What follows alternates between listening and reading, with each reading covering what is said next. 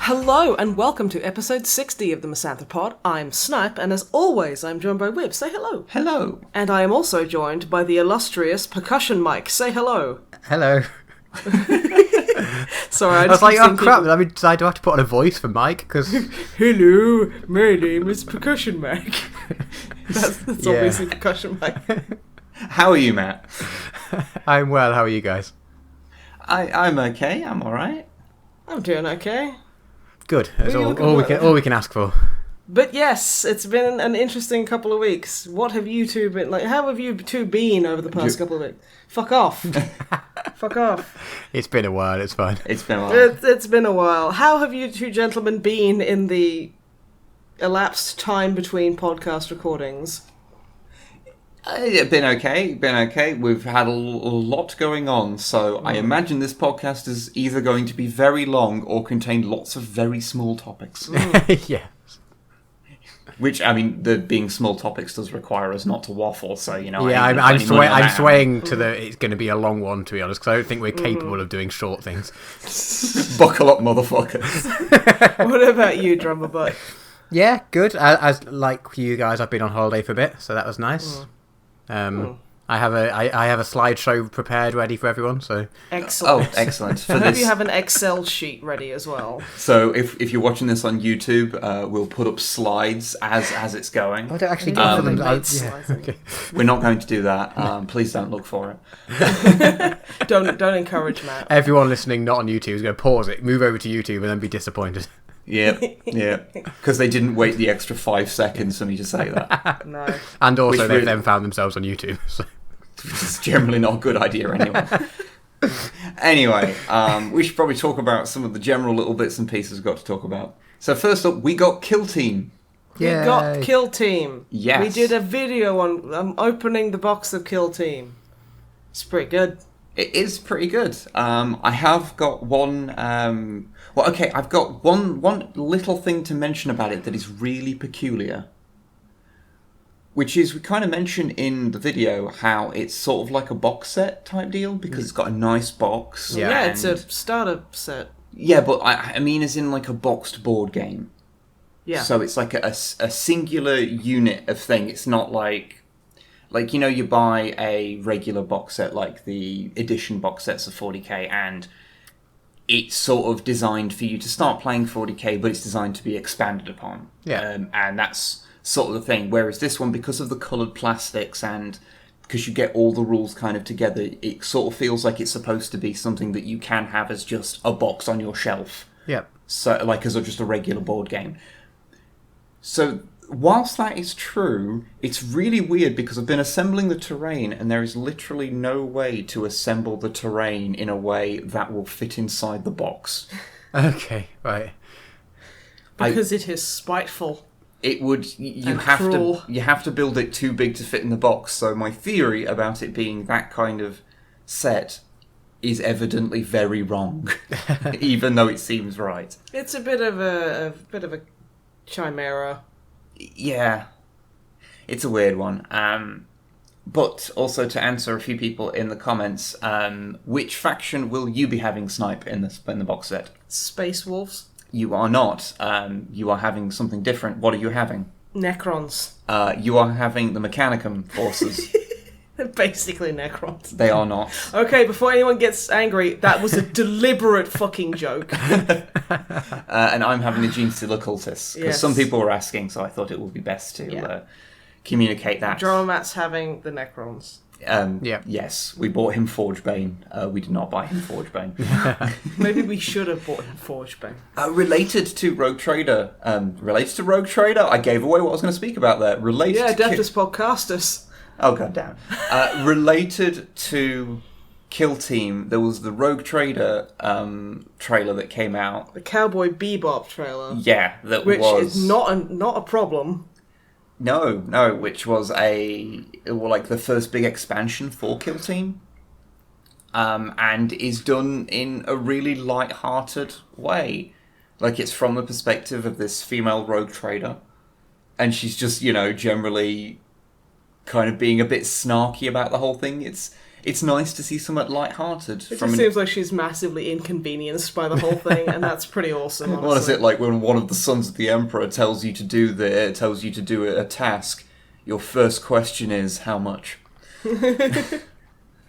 Rogue traders. Yeah, it's just a bit, like I say, it's just a bit more light-hearted, and there's that one picture of a nurgling in sunglasses that is the best. It's so awesome. fucking cool. I have not seen this, but I'm going to have to check it out. It looks like it's straight out of Axe Cop. It's amazing. Actually, it wouldn't. Yeah, the art style is very similar. I don't know who drew it. I was actually going to look and see if it's anyone I recognise. It does look very familiar. Yeah, the first thought was Axe Cop, like the comic version of it. So, But yeah, so that looks cool.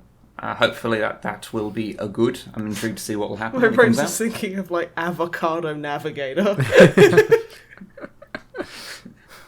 And Flute Pilot. And Flute Pilot. Awesome. Oh, good old Axe Cop. So on the topic of Kill Team, have you actually played a game yet? Not even. How fucking dare you? You come to the podcast that you are officially a part of and disrespect us like this? I genuinely want to know if it's good. I haven't. It's probably fine. Haven't been able to assemble all the things yet. Okay, fair. Because they are regular kits, they're not push fit ones, so you've got to properly put them together, and yeah. So that's taking more time than it should, because I guess I'm just really anal about this kind of stuff. So, but I had a look through the rules, and it does look very interesting. Small point games are good. Yeah, designed for much, much smaller kind of games, like 100-point total. Okay. You can play it with anything. Do the models, they have the same points value as they do in actual 40k then? Depends. Okay. You can play it with the regular stuff, but also you can play it with the proper rules where it's very limited and the points are very specific. Okay. To be balanced differently. So it's sort of like you have open play and kind of matched play sort of thing. So it is quite limited on what you can actually use in the proper point costed kind of version of the game, though. So, it's a whole thing. Okay. Well, I guess we'll get a bit of a better grasp on it once we've actually played it. Sure. But it's going to be good because we'll actually have a chance to use a lot of the smaller armies that we have. Or the stubs where we're just wouldn't it be cool to have this? And then we buy half of them, assemble them, and maybe paint one. Yeah. It gives us a bit of an excuse to do that. Although, really weird, actually. The box set, the 2 kill teams you get in it, wildly differing points costs. I'm not surprised, because I remember all the other box sets, the Black Reach box set was pretty... had quite some severe point disparities. Oh, yeah. This is not uncommon with, boxed armies. But these are supposed to be, 100 points in size, and one of them is 30 points less. I'm aware. But let me refer to Games Workshop. As much as I'm really enjoying what they're doing right now, well, yeah, they can still be a little bit fucky. Oh yeah, but it was just a weird one to see, considering that it's a third difference. No, they put that in there. It's old Lego and Meccano sets. They deliberately fuck up just so they can help you with your problem solving. Yeah, that's the old Meccano stuff, isn't it? Where they deliberately put mistakes in the instructions. That is such a crock of shit. It's nah, you just didn't give a fuck. And then you were oh no, if you found that, then you're really smart. Woo. Anyway, on to other 40k things. Everyone's angry at Forge World. Yeah, I haven't read up about that, so I don't know what's going on, what's happening. They've basically, what they've done is everywhere outside of the UK, if you order it, they will give you, it basically has a 30 to 40% price increase. Ooh. That's which quite is a bit. Let's be honest, these little plastic dudes are pretty fucking expensive. I'll have you know, they're resin. Potato. Oh, that changes everything, actually. No, yeah, you're right. yeah. No, I'm happy to pay 90 quid for a Primarch model that is fucking ugly as shit. No, you're right. It's probably a lot more than that, in fact. Well, I mean, if you're outside the UK, it probably fucking is about 30 to 40% more. So yeah, cranky about that. We all should be. Yeah, have they actually said why the price increase has happened? Okay, I'm giving Wib a really kind of like, do you really want me to say this on podcast look? Well, it's Brexit, isn't it? We were on Adeptus Podcast's 50th episode. It was so much fun hanging out with everybody, and poor Michael. Poor Michael. He's Poor a very Michael. sweet, lovely man, and he doesn't deserve to have us inflicted upon him. I mean, what? There was like 9 people in there. So It was quite crowded, yeah. it was a real hectic affair. We kept talking about Ian Watson. Of course we did. Yeah, you should go check that out if you haven't seen it yet. Everyone should just check out the Adeptus Podcasters anyway. Don't know why you're listening to our shit. Once we finish talking about 40k in this intro, we're just going to talk about bollocks for the next hour. Literally talking about, like, just testicles. Just testicles. Related, we were also on Related to testicles, or Yes. related to the 40k thing. I was Okay. trying to segue us away from the testicles. okay. Segueing away I was from just the slightly testicles. concerned that whatever you're about to say, you're going to insult them. By them, they will think that they're related to testicles. So I was just, No, I just wanted Well, to I'd say clarify. half the planet kind of is, so, you know. I mean, statistically speaking, more or less. Yeah, a lot of people have testicles. A lot of people do. I'd It's the say new, it's- new in thing, I believe. Yeah, I wouldn't describe someone as, like, I don't know, a testicle owner. As, like, because I see that's quite dehumanizing and a little bit rude. But, it's safe to assume. Yeah. I'm going to move on now. Please! Can you hold my shovel? We were on the premiere for the new episode of If the Emperor Had a Text-to-Speech Device. Yes! Yeah. With Zarango the boar, Yes. who's not even a real bear. He is not. On his Twitch channel, with like Alpha and Erndil and a bunch of voice actors and stuff. And it was a lot of fun. Want to say a big thank you to them for asking us on, because I feel that we are terrible all the time. So thank you very much for giving us a chance of doing that. Thank you for letting us ruin your platform. It was terrifying to be on a stream which had, at time, I think when the episode was actually premiering, there was like Pushing 3,000 like people. 4,000, but like upper half of like 3,500. Something like that. Yeah. That was fucking terrifying. So that- Also, it was really fun watching like something happen in the video, and then a few seconds later, and then everyone in chat would spam the saying. Yeah. So it's like somebody gets crushed by a tank, and they're like, "Oh shit, fucking Nora," and then everyone just repeats "fucking Nora" in all capitals, and then there's one person going, "Who's Nora?" Yep. Which is the funniest fucking thing to me. Because, yeah, in the episode you were reprising your role of Scion Matilda. Yes, She's the best. she is amazing. And I got to finally show off the fact that I am voicing Inquisitor Obi-Wan Sherlock Clouseau, which makes me unreasonably happy. He is like the best character in all of 40k lore. Because he's Like, the worst. Latara Saren is like second. It's close, but damn. But yeah, so that was pretty fun. That was crazy and, fun. Pretty cool. Although, as you may know, Me? you Oh. will know especially. Shit. Because obviously said we this had wasn't going to be on the test. because obviously we had a weird podcast last time. Mm-hmm. Because we were all away on holiday. Not due to a scheduling error.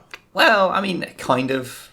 I mean, I guess it's not really a scheduling error when we can't really book holidays around the podcast. I mean, we could if we just tried harder. No. But it would be a right pain in the arse. And unnecessary. A bit like holidays, really. Well. But anyway, yeah, so we're not going to bore you the entire time with holiday talk. But we thought we'd mention a few things On from the first day, I ate an ice cream sandwich. You didn't, though. I would give it a 4.7 out of 10. But you didn't eat an ice cream sandwich. You're lying. You're lying to the viewers / listeners. I also saw a crab. Did you see a crab? I didn't see a crab. I'm lying. We were looking for crabs. I couldn't find a crab. We went to Cornwall. So, yeah. Yeah. That's a thing. Stayed Shouted around. at a bunch of seagulls. Yeah, stayed around St Ives. So, Saw a you know. crab. nearer the end of Cornwall, nearer the tip, just the tip, Just the tip. Because dicks. because dicks. Crabs have dicks. But yeah, so we had fun. We went on the beach and swam in the sea. They got horrifically scalded and sunburned, and before anyone makes a joke about, oh, but you're an Australian, how did you get sunburned? It's like, it's because I have this thing called skin, right? And UV rays burn skin, They do. and I was caked in fucking, like, suntan lotion. Well, sunscreen. It's just, I needed a ridiculously high amount because the UV index was so fucking high. So before you start, fuck off. Go put your crab dick in an ice cream sandwich. I'm fucking sick of your bullshit. And to be fair, Wow. it was your guys' first time in the sun, so... Yeah, in like 20 fucking years. I haven't seen the sun in that long. I've not been. Well, we've not like been on holiday in well over a decade. So Because they're ridiculously expensive. Yeah. But yeah, so we saw a few little interesting things that we should probably mention. Saw a lot of people at the beach. There was a lot of people at the beach. We went to a place that is called the Lizard, We went to the lizard. the lizard. which I feel is probably We walked around the lizard. We just think that's really funny that there is a place called the Lizard. I got tricked into buying some really shitty licorice by an old man who lived in the lizard. Also, I poured like a pint of lemonade over myself by accident, and it was the most refreshing fucking thing that has ever happened. Because I have like really bad sunburn on my legs, and I like moved over to get some crisps at the pub, and I was outside, so luckily it was just all like concrete. And I pour and I'm just like, oh, that was actually really nice. And like, everyone around was like, there was a woman who was like, would you like a towel? And I'm like, yeah, go on. I guess that's the dumb thing, isn't it? But yeah, I'm trying to think what else went down. We went to see a musical, actually. We did at the Minack Theatre, which is basically carved out the side of a fucking cliff. Cool. Yeah, I've seen pictures of that place, but I've never been. It's really rad. Yeah, it's like an old... But your arse will never forgive you. Yeah, yeah, okay, it's like all the seats are just granite. So Because they're basically carved out of rock. And you can get like weird... You can rent like weird seat things to sit on, which maybe save your butt an hour. yeah, But then it gets really cold as well. It gets really bad. Because it's like, you're viewing the sea. Yeah, the like, ocean you're just is, like, looking right down there. over it. But what musical did we see, Snipe? what musical? Yeah. Resident Evil. We didn't see Resident Evil the musical. I'm not sure if that's a thing. It should be. Okay. We saw Sweeney Todd the musical, Oh, nice. It's pretty good. which is actually very good. I'd never seen it before, and honestly, I hate Johnny Depp so fucking much that I was glad to see it without anything to do with him. I do not believe From Hell is an adaptation of the musical. No. But he did play He Sweeney did play Todd. Sweeney Todd, yes. And because he just wants to ruin good stories, I guess. Because I Wow. hate him so fucking much. He is a shithead. Yeah. But No, it was really entertaining. It was really fun. It was like a few hours long. Had an Demon intermission. Barber of Fleet Street. I can't remember the Yeah. tune, but I remember the song. If that makes I any just sense. remember everyone going, Sweeney! Like really loud. And every time like they did that, Weeb was like, it just made him laugh. it's just that they're all like falsetto out of nowhere going, Sweeney!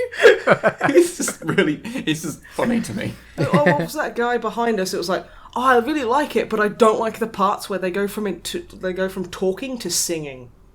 Which was probably a bit of a problem for them going to watch a musical. Yeah. It's like they didn't mind the singing and they didn't mind the talking, but it was when they went from talking to singing, this guy hated it. So I don't know what they wanted, really. It's like what? At some point, there has to be a transition from one to the other. Yeah. Unless Yeah. they want the whole thing to be singing, which would be kind of hard for some of the incidental points. A little bit. But it's cool you could take your own booze and food. So That's like, I cool. was sitting there drinking like a really strong vodka and lemonade, eating a fucking apple pie. Just feeling like I'd snuck a bunch of booze into a cinema. I felt so fucking classy. I will give a piece of advice to anyone who happens to go to the Minack Theatre, though. There is an intermission, so technically you can get up and go to the lavatory, I mean, technically you can. but everyone's just standing up going, wow, my arse is numb, and doesn't move out of the way, and there's not enough space, so you might as well just give up and accept you're not going for a piss unless you're right on the edge. You're either going to piss yourself or die. So I solved the problem by just not drinking. I drank, And I was just like, fuck it. I will just drink alcohol. I don't give a fuck. Because that's usually my outlook on life. Well, yes. But no, it was very cool.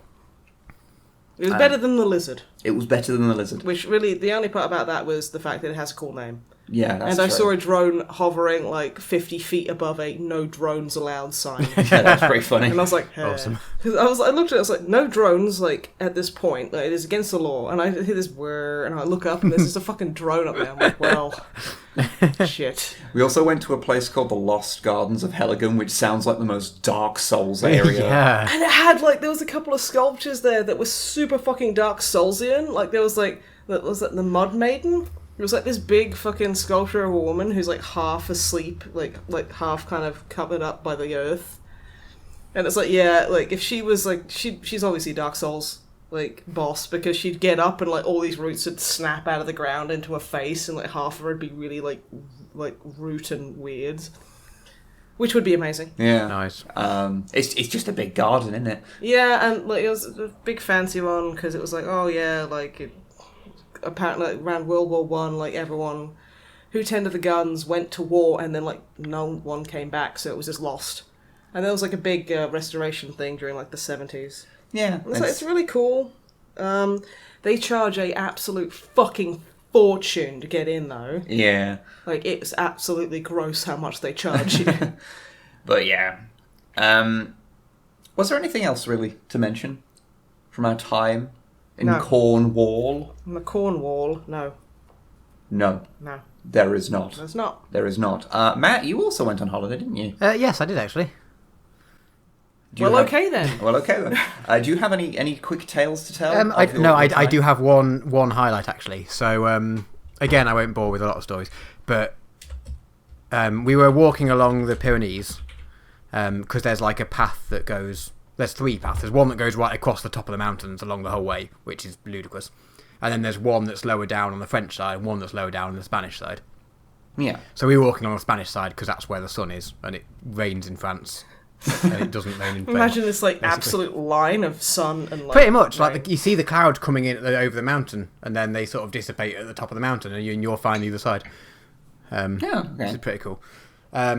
But we were doing that. We were originally going to do 2 weeks, and my feet gave up after a week of like, because we had everything on our backs, tents and yeah. litres of water and food and everything, so it was heavy bags. And after a week, I was just like, yeah, my feet can't do this anymore. So we ended up just getting a last minute Airbnb in Toulouse and just sitting by a pool for a bit.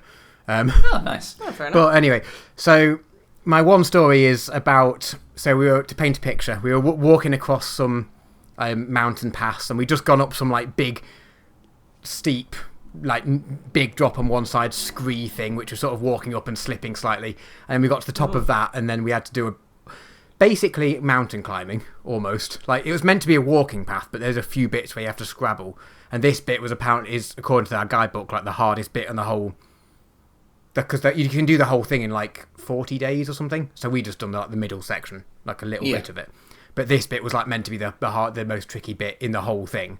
And it just happened to be on like our third day or something when we were just not at all ready for it. And I fucking terrified of heights. I do not like heights, and I do not like edges, and I don't like mountain climbing. So I Mountains are bullshit, dude. got They over can this fuck bit, off. like, so I got this huge sense of like adrenaline from getting over this thing finally. And we were just walking down, and the other side is like mountains either side of us, and there's a big snow patch because it's above the snow. So there's like this big snow patch that we were walking through in like the middle of July when 4 days Jesus. previously it was 38 degrees. Walking down this like snow bit, like trying to balance and not slip down the mountain. And then we just see, walking towards us, some woman, I don't know how old she was because we weren't focused on her, we were focused on, she had a dog with her.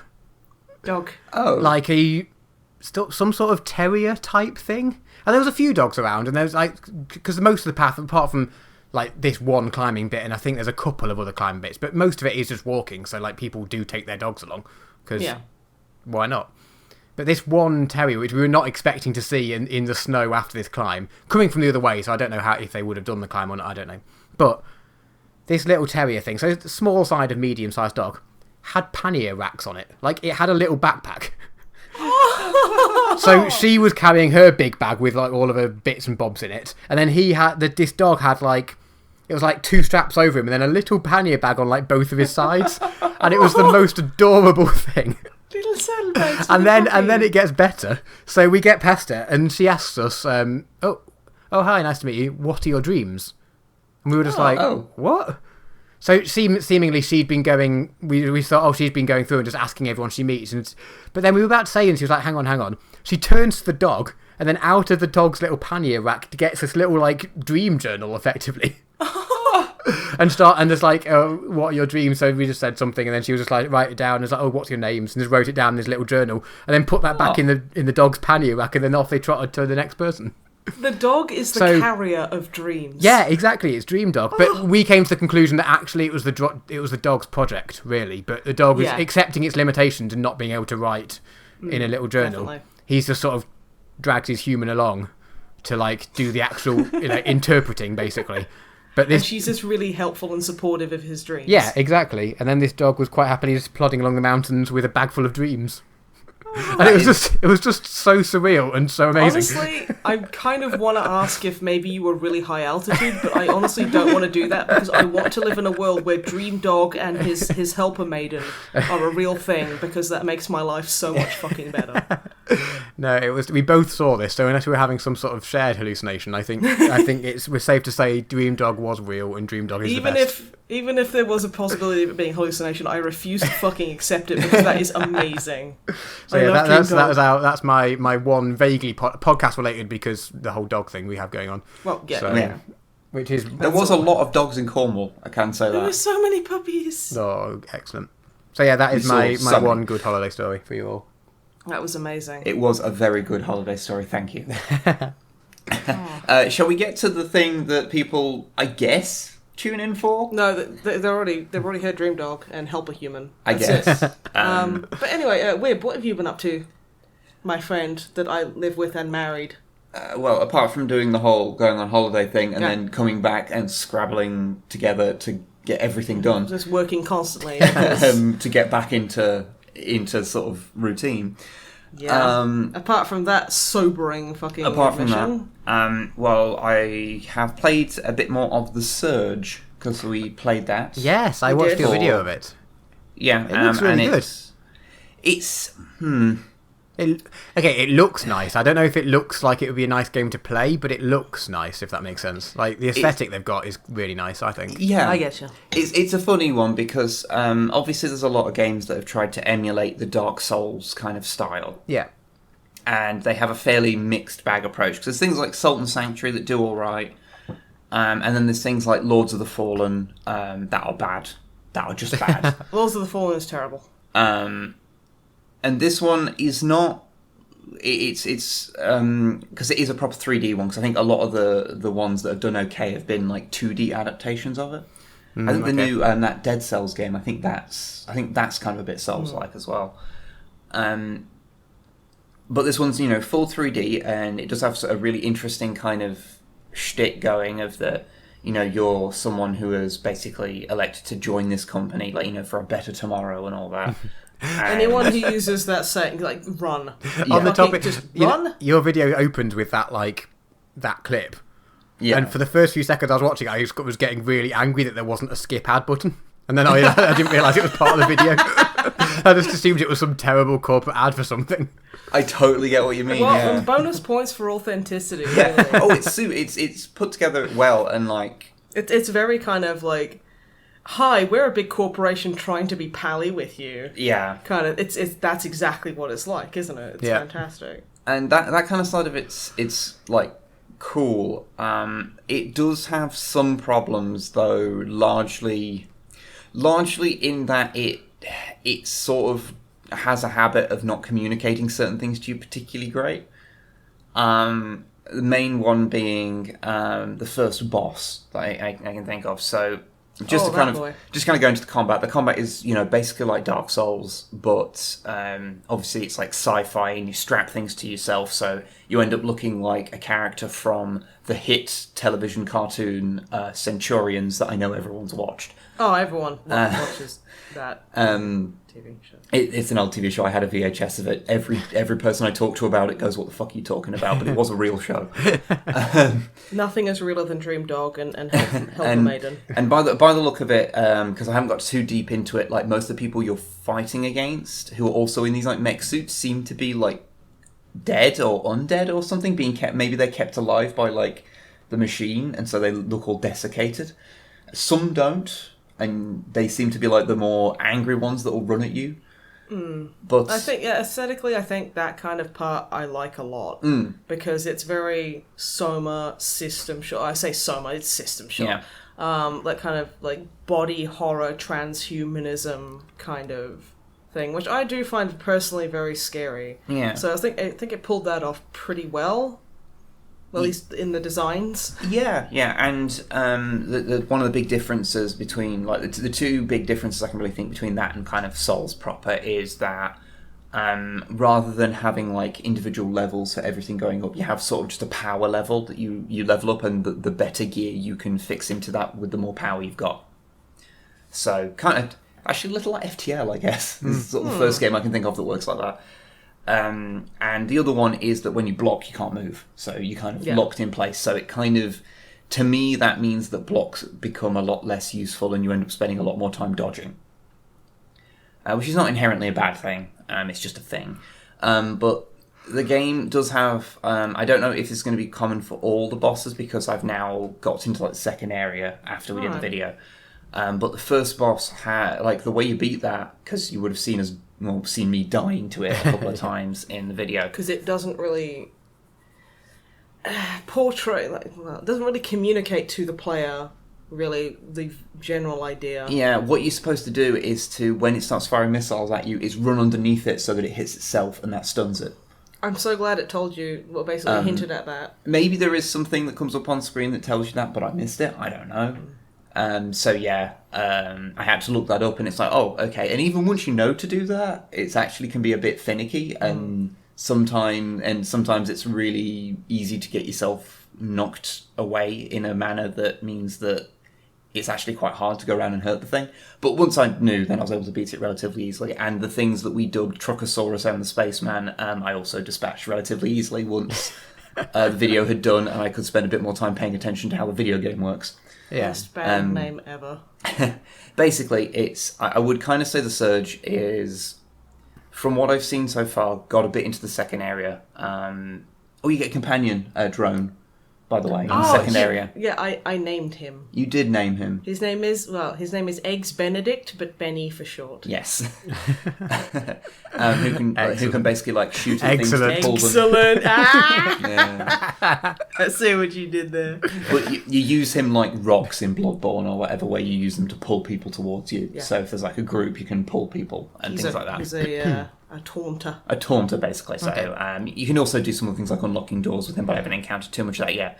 But in general, the Surge is all right. In terms of like the Dark Souls like imitators, and imitators is kind of a harsh word because it's just a Dark genre, really. Soulsian is nice Yeah, to say. yeah. I feel like we need a name for the genre that isn't just like how FPSs used to be called Doom clones. I mean, Yeah. like roguelikes. Yeah, like roguelike. But the thing is, that just means it's like the game Rogue. Yeah, but even then, I feel I think we need the level of disassociation there. Yeah, because I think it does kind of like roguelike. I think is so disattached that people. I mean, Souls-like is the closest that I've really heard that works. So it feels a little dismissive of them. But as far as the ones I've played, this has been the one that I've enjoyed the most. Because Lords of the Fallen is like literally paying someone money to punch you in the dick. Yeah. So when you don't even enjoy it. I guess it is flawed, but I'd say if you've watched the video and you've seen people play it and you think that looks interesting, then maybe it might be worth giving a go. Or at the very least, a sequel is coming out, so maybe that'll fix the problems that I do have with it. Like Here's hoping. Like I say, it's fairly minor ones, and I am gonna keep plugging through it to try and do better with it. But yeah, somehow that's the only video game I've really spent any time on that hasn't been games that I've played a million times. that I have anything interesting to say about anyway. That's fine. So the other thing is books. Books. Because you're a nerd. I'm a nerd. So I finished Inquisitor, but I won't speak any more about that. Please. Because Good, yeah, Don't. keep moving on. we need to move on from that. Yes. If we ever can. I then read No Fear, the heresy book about the Ultramarines and the whole Betrayal at fucking Cal? raising of Calth. No, I bet that was... Kano no fear. No Fear. Yeah, no fear is in like I have a fear of no. No Fear. But it's a Dan Abnett book, and I can honestly say it is one of the best heresy books, in my opinion. Does a really good job because, I don't think it's spoilers to say that the whole betrayal at Calth was a pretty bad affair. I've heard it wasn't the best moment for the Ultra Boys. And it does a really good job of setting up how shit goes south and then it getting worse and worse and worse, and then still ending in a quite satisfying way because there is the whole, the Ultramarines getting their shit together and fighting back, and it's, how reading or watching a kind of righteous fury of characters is oddly satisfying.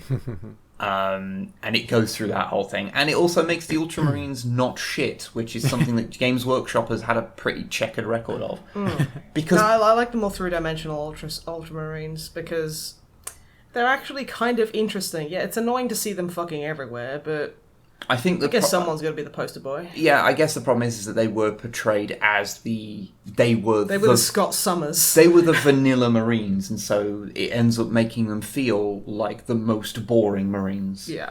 Which is not, strictly speaking, true, because there are interesting things about them. And yeah, this is a good book for doing that. It, shows them as being just very kind of pragmatic about things. So yeah, I can definitely recommend No Fear. Cool. Which I know it's a few years old now, but if you're going through the heresy books, and I am starting the slow uphill struggle. If you are wanting to go through them and you're not interested in some of the more pointless ones like Descent of Angels, then this is definitely one to read. It's a good one. Also, I read quite a lot of it on the beach, which was makes them even nicer. I've after that I've started reading the what's it called, Aftermath trilogy of Star Wars books, which is one of the canon books, so it's not the old expanded universe, but it's written by Chuck Wendig, I think his name is. Chuck who's dick? Wendig. Chuck away, Dick. But he's done a trilogy of basically what happened with the Empire between the end of Return of the Jedi and basically Jakku, where there was the last stand of the Empire, and it's sort of a trilogy covering that. I'm about 100 pages through the first one, and I'm enjoying it. But I will say this: I'm beginning to realise that, as much as I rip on the Black Library sometimes, they're actually pretty good in terms of expanded universe content. Mm-hmm.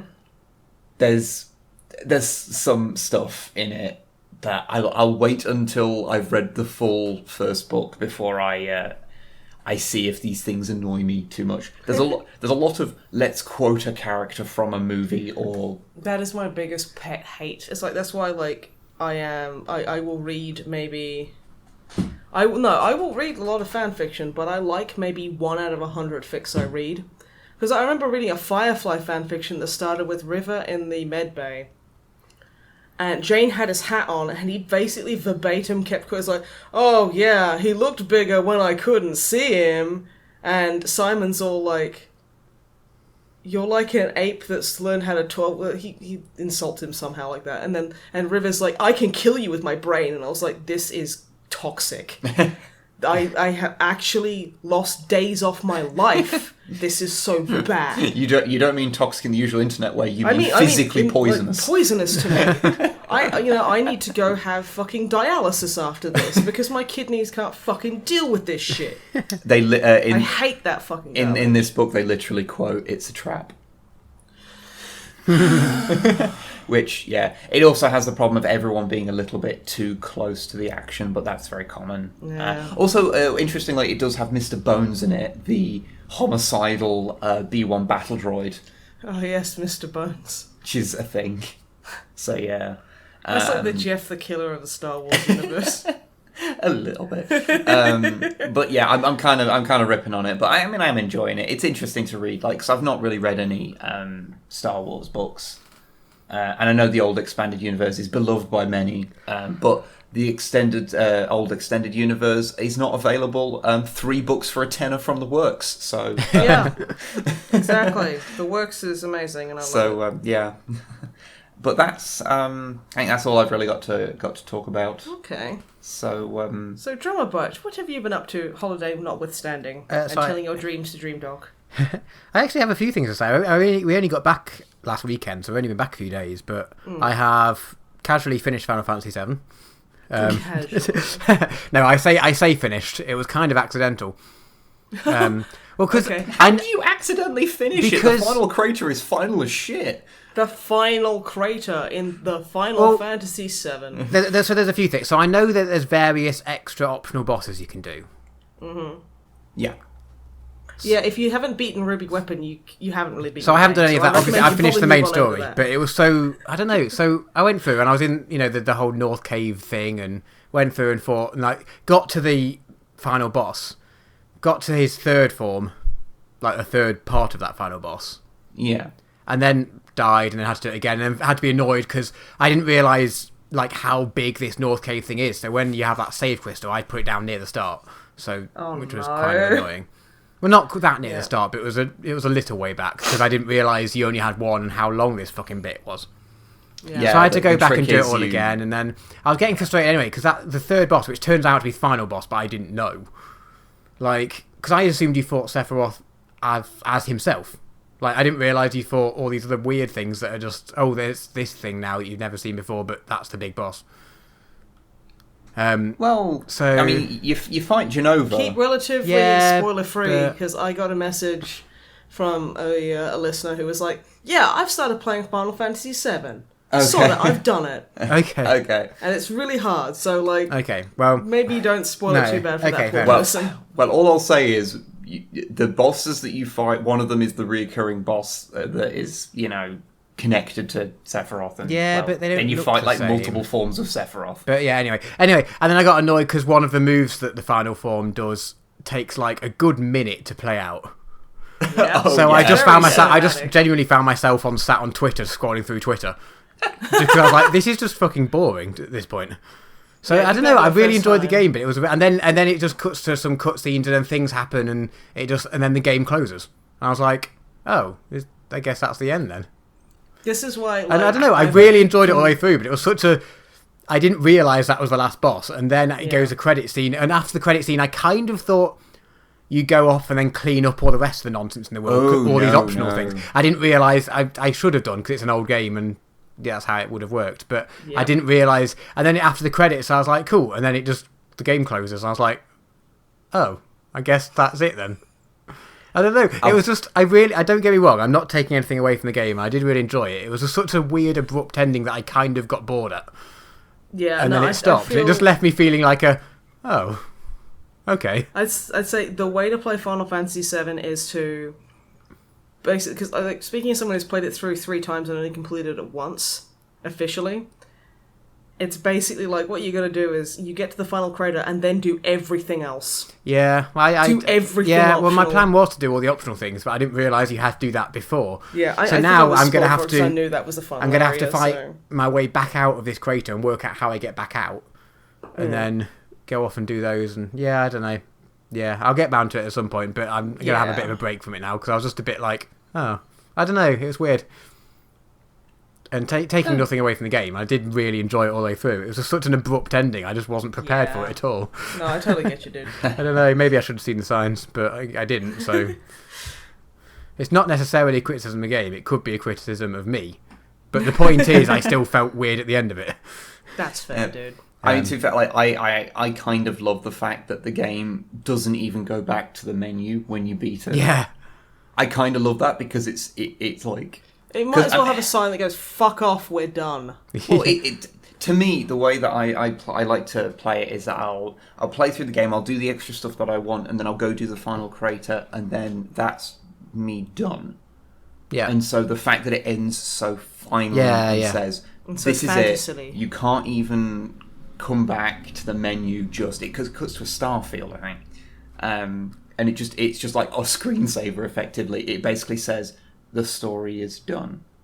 Go outside. Go outside. And I don't know, I really, really like that. I can understand why logistically... It made drama feel weird, though. Yeah, I just didn't expect it. I can see what you mean, totally. Yeah.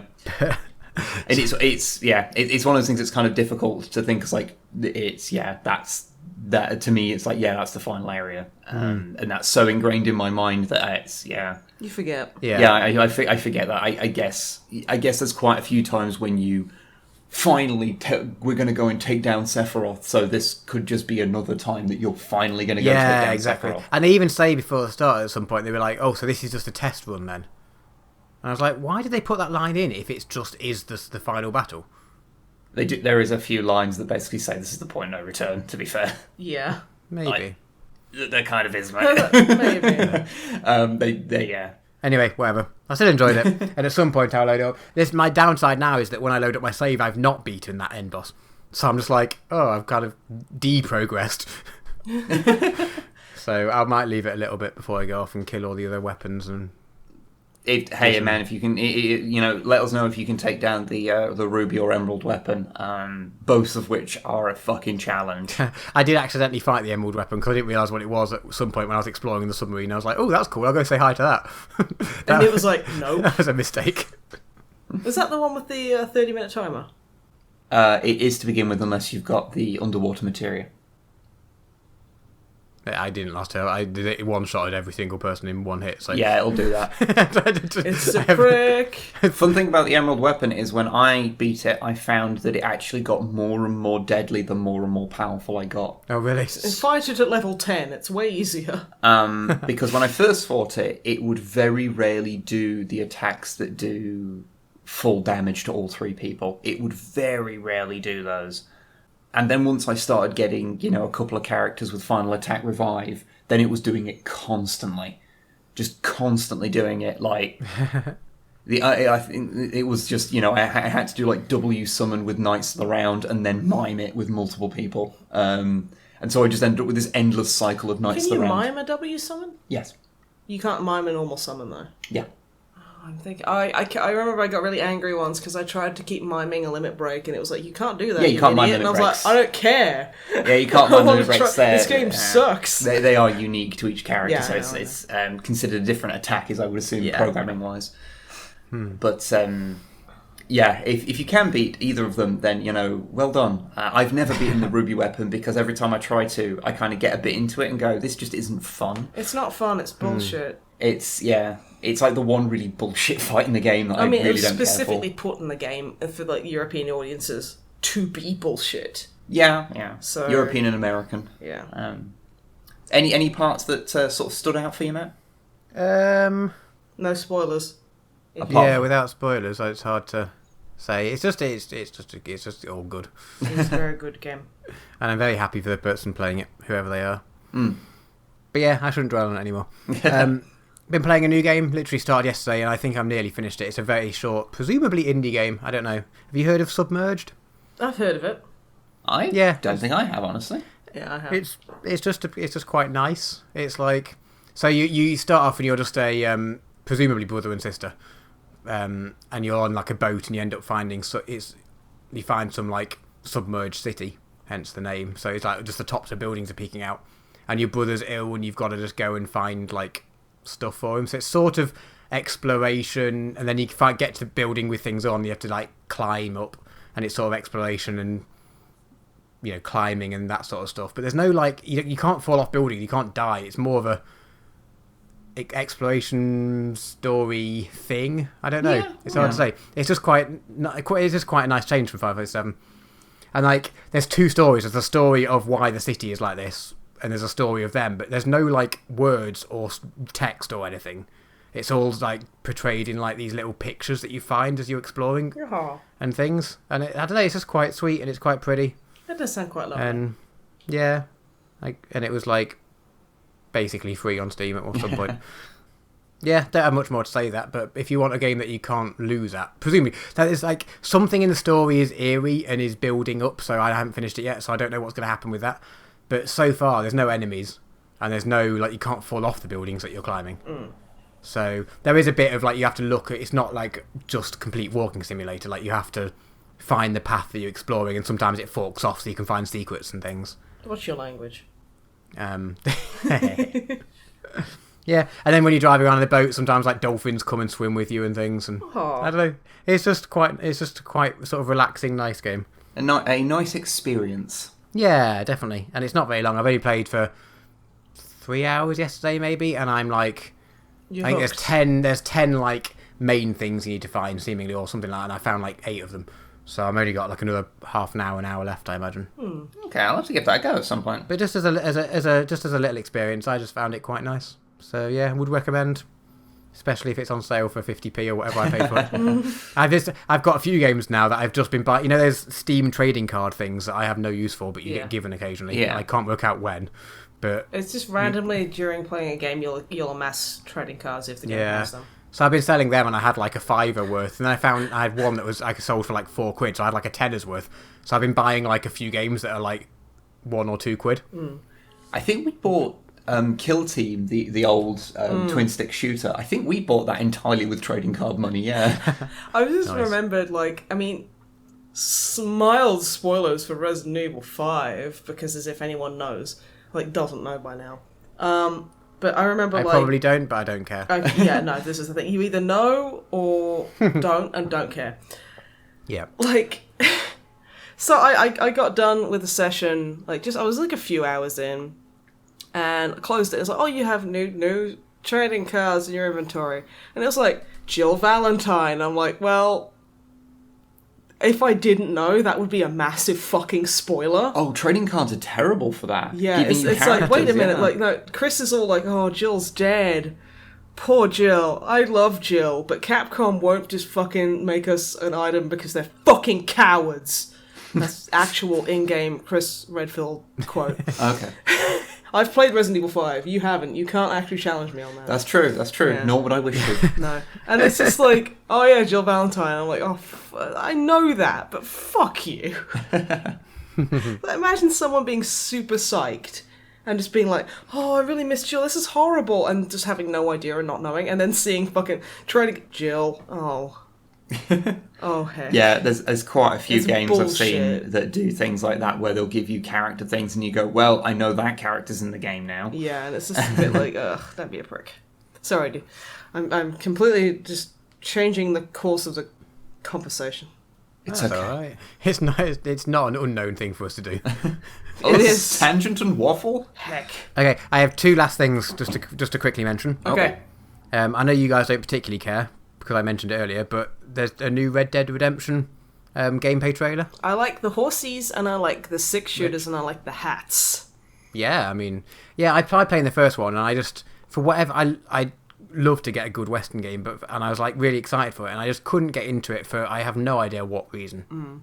I hated the horse mechanics. It just didn't click with me, and I don't even know, I couldn't even say it was specifically the horse thing or anything. Yeah. I don't really know, I just played it and then found myself have stopped playing it and didn't have any interest in going back. Yeah. I'm glad that you are also like that, because like we've felt like some kind of pariah for being the people that don't really care about Red Dead. Honestly, I'm just so kind of burnt out on like open world games, like basically like the GTA sandbox, which is what Rockstar do best. Yeah. And that, like, Red Dead's that's just a cowboy sandbox, and it's like literally a sandbox. Yeah, and that's like, I cannot be fucking arsed. It's just like, give me a bit of a linear story. Just give me a linear progression. That's all I want. It also probably doesn't help that Dicko told us how the story ends, and we're like, wow, that's awful. Yeah. Yeah, it's just like, okay. But anyway, this trailer, I'm getting a bit excited for this second one. It looks quite good. And this trailer did a good job of making me think this could be quite good fun. But it's a fucking weird trailer. Like, it's like 5 or 6 minutes, and it's like, It's called a gameplay trailer, and it's just going through all of the different things you can do in the game, or a lot of them, but with this like monotonous corporate voice over it, explaining what each thing is. In Red Dead Redemption 2, you will have access to multiple types of transport. Yeah, basically kind of like that. Welcome to the Dawn of War tutorial. And it somehow works as a trailer. Like, it got me like, oh, this could be quite a good game. But no one seems to be mentioning, like, all the comments are like, yeah, this looks amazing. And no one seems to be mentioning what a weird trailer. I was watching it being like, this looks like a weird fan-made parody of a trailer almost. I don't know, I just found it so weird. And like I said, it still worked as a trailer, so fine, whatever, but... That does sound kind of like moderately like... It's just confusing me how no one else seems to have been mentioning that, hang on guys, this is a bit of a weird trailer. Like, it's like, yeah, there's a big room full of TVs and a shadowy figure going, release game 2471 trailer. Like, more like in-house trailer to Earth 717. Yeah, it feels like there's a glitch in the multiverse, basically. To be fair, if there is any weirdness about such things, I think people would have got it out their system a while ago, because I remember that exact kind of trailer coming out for GTA 5.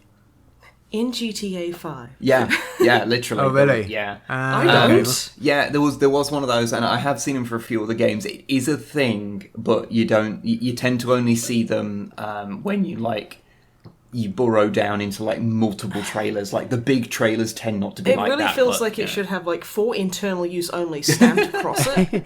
Have you ever seen a trailer with that? Those are so creepy. But yeah, I don't know. It looks like it could be quite good fun, and I might end up getting it at some point. No, I hope it is good. If it comes out on PC, I don't even know if it will, or if it will be doing a GTA 5 thing and come out on PC like a year later. Yeah, maybe, I honestly don't know.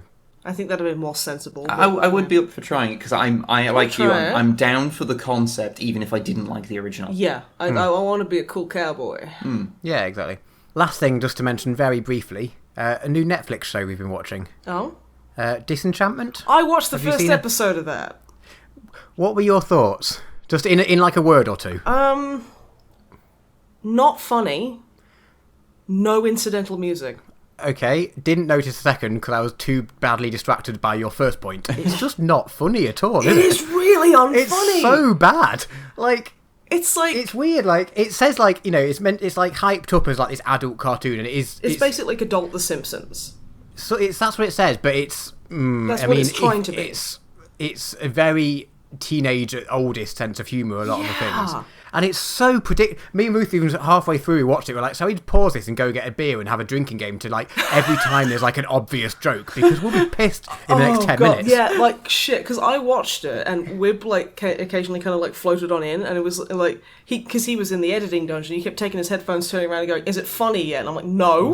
No, not There at all. was one part that made me laugh a little. One bit in the first episode. You know the two people hovering over, like, the evil flame? Yeah. Well, there's one guy, like the guy is like, oh yeah, and they're going over there, and he puts his finger in the flame and he goes, ow. Okay, I was like, yeah, that's funny. And like every other thing was like, you could literally see it coming a mile away. Yeah, like I can't think, just for anyone who hasn't seen it, so the only example I could think of, because I was tempted to rewatch it just to note down some examples, because they're quite funny to laugh at. They're not funny in the show, but they're funny to go back and go, isn't this terrible? Yeah. But I was like, I can't force myself to watch it again. Yeah. But the one I can remember is just things like a character's coming to cross the road. He looks one way, nothing. Looks the other way, there's nothing. One step into the road and nearly gets run over by a thing coming out of nowhere. Yeah. And it's just things like that are just such obvious jokes that have been done a million times. Yeah. And like every single joke that happened, we were just like, oh, really? It's like the whole Elfo thing. It's like, there's so many problems with it, just not, it's really not funny. But there's like so many other problems. Like the first episode feels like it's a highlight reel in the way that the characters bump into the Elfo, and then suddenly they're just like super friends, and like he's like super into her in like a romantic fashion, and you're like, but when I remember like it really smacked to me like just towards the end of the episode where Elfo turns around and goes, Bean, like you gotta believe in yourself or whatever, and I was sitting there going, when the fuck did she tell him her name? Like, when did they tell... Like, what's going on? To be fair, from what I saw, the episode looked boring enough that it's possible they said it and it just slipped right through. Honestly, I was really trying to pay attention, but it was just like... It's like, even the part with the farmers was really like, this should have been funny, Because it's like, haha, archetypes. It's like, oh, we are simple farmers. We are so simple. We don't even have names. You may call me farmer, and please eat our completely boring dinner. And I'm like, that should be funny, and it's really not funny. Like some of the some obvious jokes in a better like context or whatever can be funny, but they were just all so badly written. There was a lot of dead air. I noticed as well. It was just shit. It was really bad. It was just really bad, and it surprised me because like they're getting a big marketing push. There's like posters and things like, everywhere. Uptown, like all of the TV screens, like they show like the picture, like the image of her like hanging off the tree branch, and it's like. And I was like, wait a minute, her hanging off the tree branch, isn't that a spoiler? Oh god, it is actually, yeah. It's a spoiler for, I think, probably the second episode. But yeah, no, and it was just like...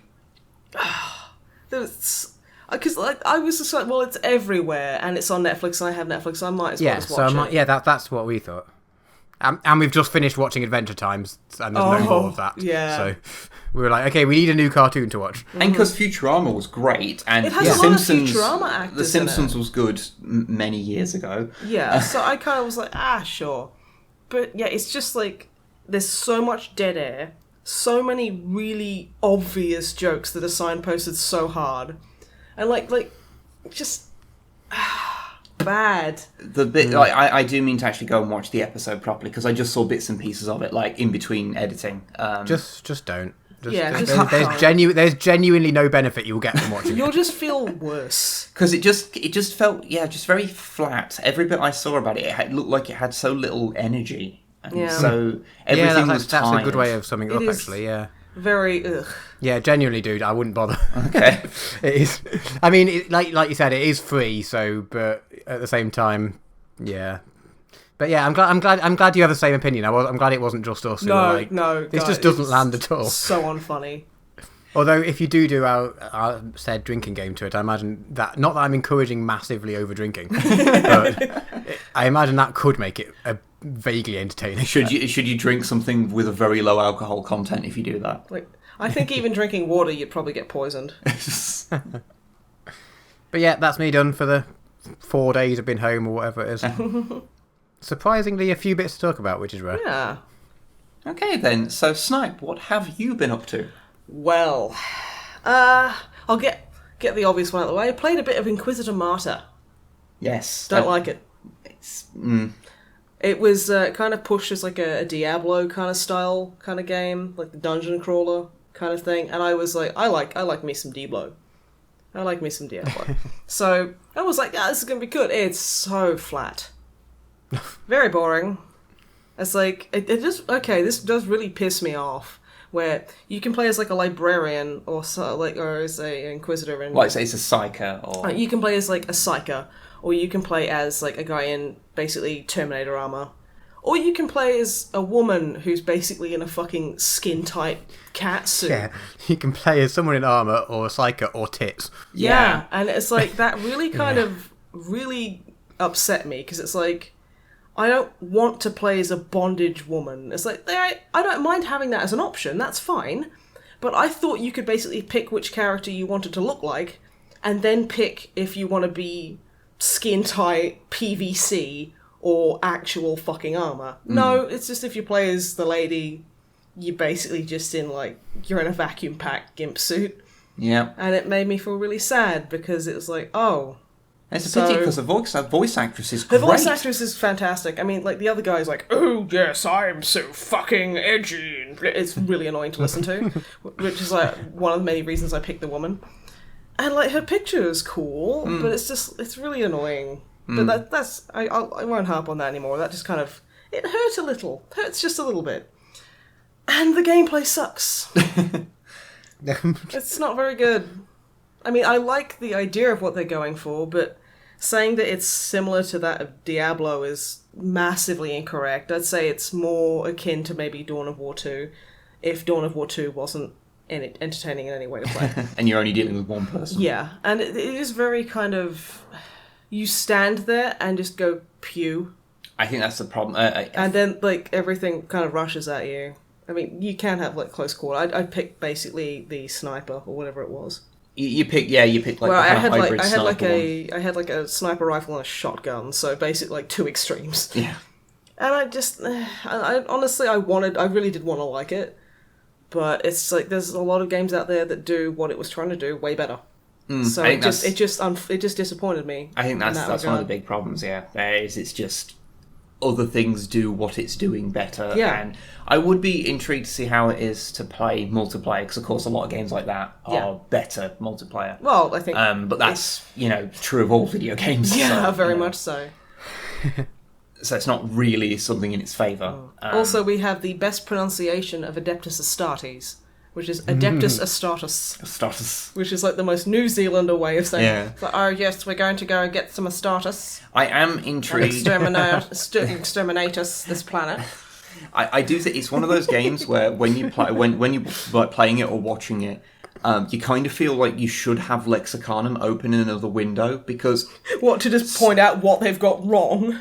There's lots of things that I was like watching... The thing is a space Hulk, and it's like... Oh no, it's they refer to it as a fortress monastery. Yeah. And it's not. A fortress monastery is a particular thing. That's just a ship that's left adrift, which is, a space hulk's generally made of multiple things bashed together, but a space hulk will be a more accurate classification. Because unless it's like the ship, that it's a fleet-based chapter of Space Marines, and it was their ship, then I guess it would technically be their fortress monastery. I mean, we're not getting this wrong, right? Like, this is that, like, a fortress monastery is the place like Space Marines have as their home base. Yeah, like, it is. And that's the only use for that term. But anyway, there's lots of little things like that throughout it, which you sit there and you go, is that right? Like, right at the start, they use a Valkyrie in the void in space. Yeah. And you're sitting there going, like, guess you could, like, but... Can they use Valkyries in space? I looked it up, and you can, but it's... Isn't it supposed to be a very short range kind of thing? Yeah, it's not really what they're for. So they can be used for that, but like it would make more sense to use some kind of like lander or something like. I think it's an Aquila lander. I think they're called. Yeah. Like that would make more sense because that's an actual like sort of. Yeah, but I mean, even then, all that I could forgive. But I mean, the gameplay is just it did not snag me at all. Again, it's the whole other stuff does what it's trying to do better. So yeah, and honestly, like just to clarify what I just said, because a lot of people do this and it irritates the hell out of me. I don't think that it's a bad game because of potential lore errors. No. I don't actually mind if lore errors make a game work. I have no issue with that. It's like it's like the complaint against Fire Warrior of being bad because a Tau Fire Warrior can't take down an army on his own. It's like it's a fucking first person shooter. One man can't take on like the entire Nazi party, but no one minds that. In Wolfenstein. Yeah. So it's like, look, I don't mind, what's the word? I don't mind twisting or just outright changing some lore just so the premise works. Yeah, and that's true. I don't mind that. That's true of any adaptation. Yeah, it's adaptation is the word, because, like, I mean, like, the shift from comic books to movies, like, X-Men movies, I really like those, even though they're cheesy, stupid. But I like cheesy stupid, and they change a lot of things. And when I was very young, it made me very angry. I was like, well, Mystique isn't Rogue's stepmom, like foster mum, so it's bullshit. It's like, no, because it would have been fucking stupid, because comic books are stupid. And like little things like that, I don't mind changes. And that does not maketh a bad game. I get slightly irritated every time I see someone complain about, like, Fire Warrior or Space Marine for, like, lore errors that are just inherent parts of the genre which the game is made in. Like, well, do you want the game or not? Because you gotta have that if you want the game to exist. Sorry. Yeah. It's like D&D is just not realistic. You know what I mean? But still, yeah. Anyway, I'm gonna stop complaining about Inquisitor Martyr. I would say I was disappointed by it. So, I really did hope it was better, but maybe that's on me. Another game I have been playing that a lot of people might not agree with me that I've been really enjoying. Well, they will have to agree with me that I've been enjoying it, but they might not agree that it's a good game. Okay. I've been in a bad place the past couple of weeks. I've actually been having some pretty bad mental health problems. And one of the fallbacks I have for when I'm really, really in the hole is World of Warcraft. It's like I remember, like one of best game ever, top rated. Yes, top 5. But like It's a game that I used to play a lot as a kid, and it was like one of the things that I really liked doing as a kid. It was like Playing the old Warcraft. Playing the old, like Warcraft 2, Warcraft 3. I play those a lot, and I loved them. So World of Warcraft has a lot of those kind of elements, but more. So like, orcs and like the lore I'm familiar with, and it makes me happy. And like, especially because I'm on an RP server, so I can kind of get out of my head for a while, and little bits like that. So yeah, I've been playing Battle for Azeroth, which... Okay. My biggest complaint so far is the fact that they slapped an extra tenner on the price tag like a bunch of pricks. What? Yeah, it's 40 quid now instead of 30 for an expansion. Okay. Which is, fuck you, Blizzard. That's really fucking lame. But no, and honestly, I, for the first time in a good while, like, I put the sound on, and I went to Cool Tiras, because for those of you who might not know, it's basically, hey, you know how every expansion ends with the Horde and the Alliance need to team up because everything is stupid and is always caused by everyone warring? Yeah, they've gone back to let's just have a war. Long story short. Yeah. Which is honestly incredibly contrived, and I'm not a fan, because it's like, look, you're just doing this for PvP gameplay, which you could just make that non-canon, but you're not gonna, because you're cowards. And it's like Anduin and Sylvanas, like, you start out the thing on the Alliance at least. Yes, I play Alliance. I don't understand why that actually matters to people. You have werewolves on the Alliance. That's why I like I like the werewolves, okay? And you go through and you basically raise Lordaeron, or the ruins of Lordaeron, which is where the undead kind of capital is. And it's like, it's really interesting. And you go in there with like 20 other people. It's like the beginning Legion kind of instance was really cool like that, because it was like, oh, this feels like I'm part of something big, and I'm running around and I ain't got no fucking clue what I'm doing, but I'm gonna go and hit that troll, and it's probably good.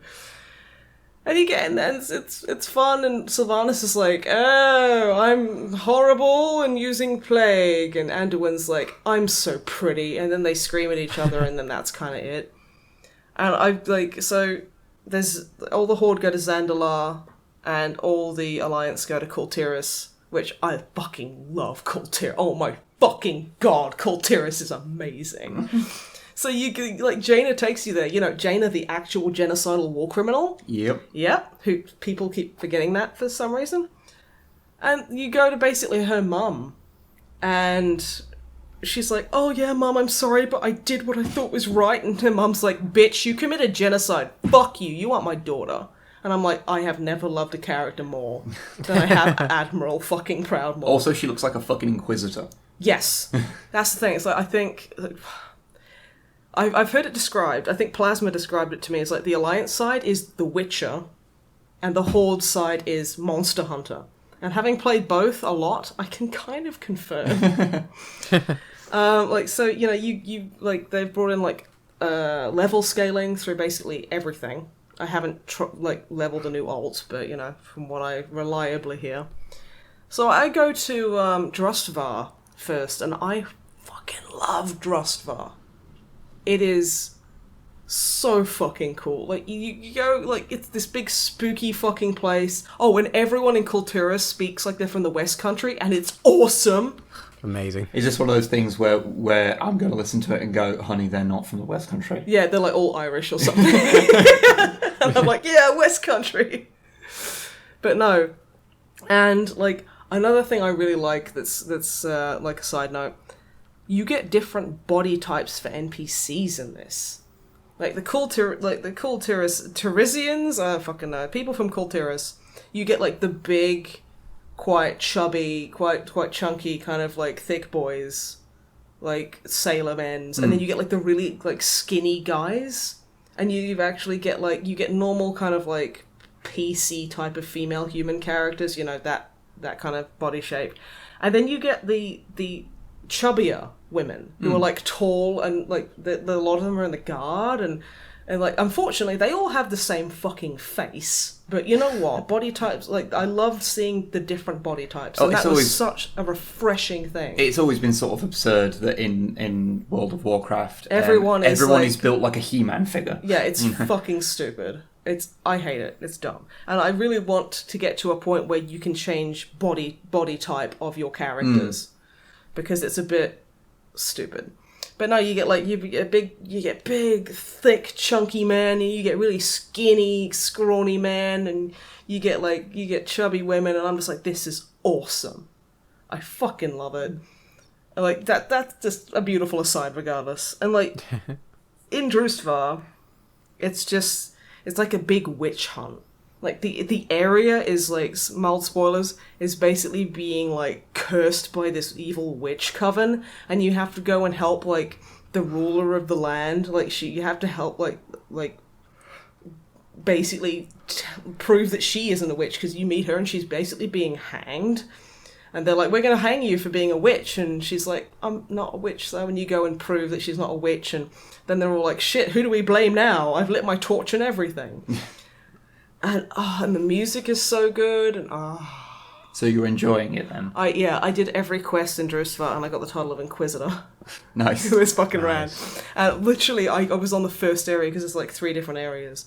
You can go to like Zandalar, and I don't fucking care. I don't want to go in the desert. I want to be in spooky gothic woods that witches and giant spiders are hanging out in. It's so much fucking cool. But yeah, got to like level 116, because the cap is now like 120, just in the first area. Oh. Because I've been fucking enjoying it that much.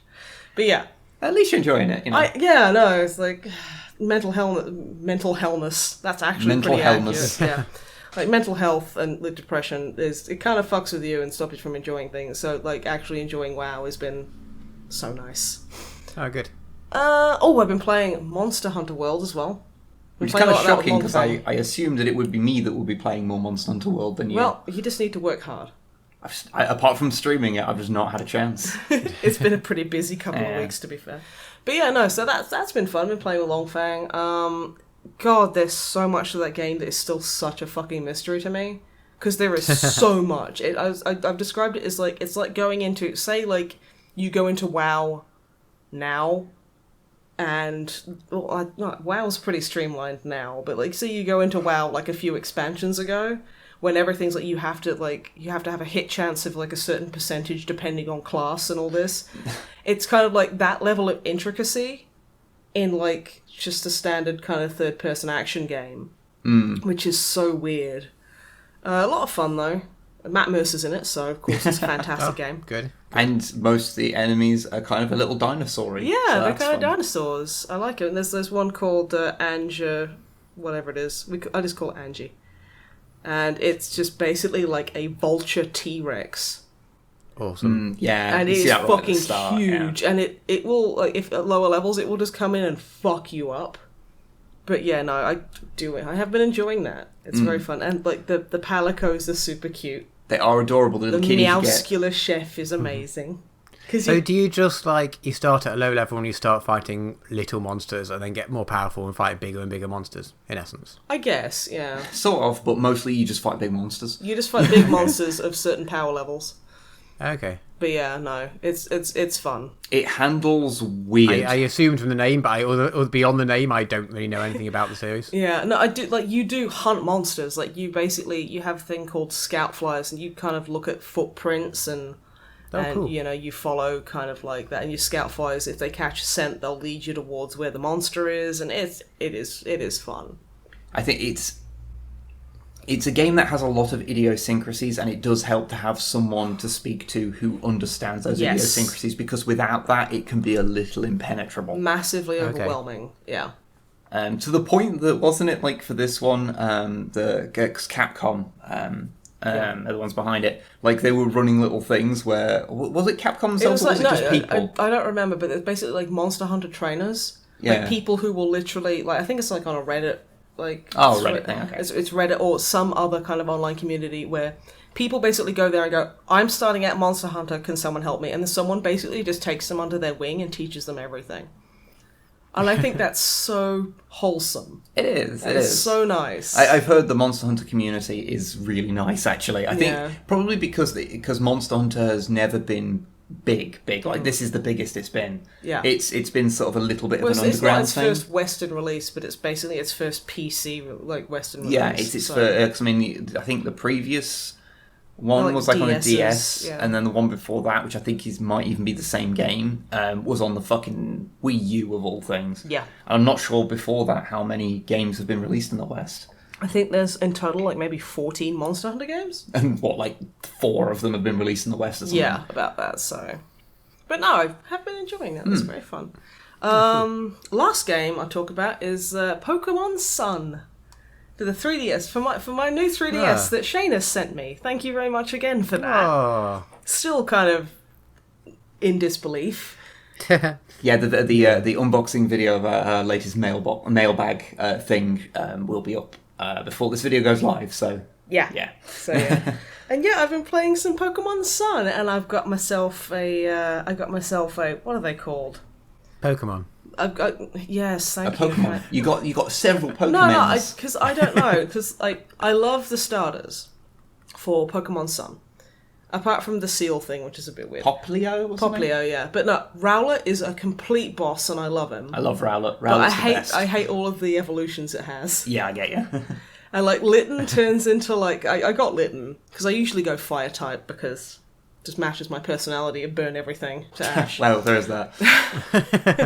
So I have a level 12 Litten called Sienna because I'm Warhammer trash. And I just got myself a Rattata, and like it's an Alolan Rattata, so it's like white and grey, and it has a mustache, and I love her, and she's amazing. And I got a Slowpoke pretty much immediately, so I've been kind of like messing around with that. I'm learning because it's been a long time since I played a Pokemon. What's game. the last Pokemon game you played? The last one I played, oh Jesus, the first one I played properly. Well, because I know you played the original like run of games. Yeah. But what's the latest chronologically that you've played? Even a little Pokemon bit Yellow. Of? Really, you haven't even played any of the Game Boy Advance ones? No. Oh. I tried to play a little bit of it was like Pokemon Emerald or something. I can't remember. It was one of the ones like maybe around Game Boy Advance, but that was like I didn't own it, and I just played like 10-20 minutes of it. And I was so confused because I had a day-night cycle. Your characters can hold things, your Pokemons can hold things, which they can in Sun, but I'm still like, what? Yeah. And everything was super confusing. But I mean, I like the fact that I have a sprint button now. That's fucking rad. I haven't really gotten away from the first area, but I'm still kind of like wandering around and being like, what's this? What's that? What the fuck happened to that dude's head? Blah blah. You know, that In fairness, you are kind of balancing like multiple games at the moment. So I'm also trying to get back into playing RE Remake. Because remake like RE2 Remake is coming out, and that looks fucking immense. I will never be able to play that game because it is so genuinely frightening, but I like it. It looks cool. But yeah, no, I've been really enjoying Pokemon Sun as well. Been taking it very slowly, and I like how you can pet your Pokechus. I'm really bad at doing that. Yeah, you keep belting them. Because I was like, hey, would you like to pet one of my Pokechus? And he was like, yeah, okay. I was like, you got to press down, and then basically you give him head scritches or tummy scritches. And certain Pokemon like scritches and like on their head or their tummies or whatever. And if you just tap them, then you basically smack the damn thing. Which I didn't know. So Wib just kept smacking my fucking Rattata, and I'm like, dude, fucking stop. And then I was like, feed this one a berry, so you say sorry. And the way you feed berries is you take it down from the drop-down menu and you have to hold it in front of their mouth, so they basically eat it out of your hand. Wib takes it out and drops it. And so then the Pokemon watches it fall to the floor and then just basically cries. I feel the important Because you're basically like holding out food and then just dropping it in the mud. I feel the important thing to mention is that all of these are down to basic UI quirks that you didn't tell me about. Well, I'm sorry that you hate Pokemon so much. You horrible person. But yeah, no, been enjoying that, and I will get back to that soon. Do you have anything else you wish to discuss? No. No. Okay. Shall we get to those questions then? Yes, the backlog of questions. The backlash of questions. Yes, the backlash of questions. Because I can't words. That's okay. But yeah, just to let everyone know, if we don't answer your question or read it out in this, that's nothing personal. It's just, some questions might not work, and we've only got a limited amount of time, and some things were a little bit personal, and we didn't want to read them out to everyone at large. But they have been read, and thank you very much for sending them. So, do you want to ask the first question? Oh, actually, first, Snipe, do you want to tell us what the email address is to send in questions to if you wish to do in the future? No. Okay, Matt, do you want to say it? Only drummermatt@snipeandwib@gmail.com. What is that email address again, Snipe? Huh? What is the email address? Drummermatt just said it. He said only drummermatt@snipeandwib@gmail.com. Okay, good. Good. Nice. All right. So first up, Woody. They asked me who my favourite drummer is. Travis Barker. Sorry, not Zoe. Obvious answer, but yeah, whatever. They also asked for the name of Drumblebee origin story. I don't even know if there is one.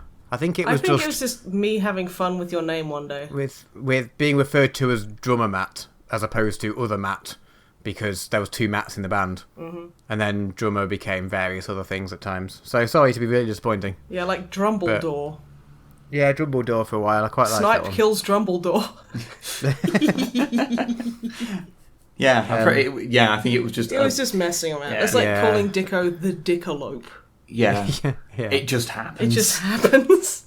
As opposed to Dicko Slew, which has an actual story. Yeah. The Dicko Slew. Wib, any progress on Enterprise? Awkward. I think I've watched 1 or 2 more episodes. I've been meaning to go back to it just with everything else going on.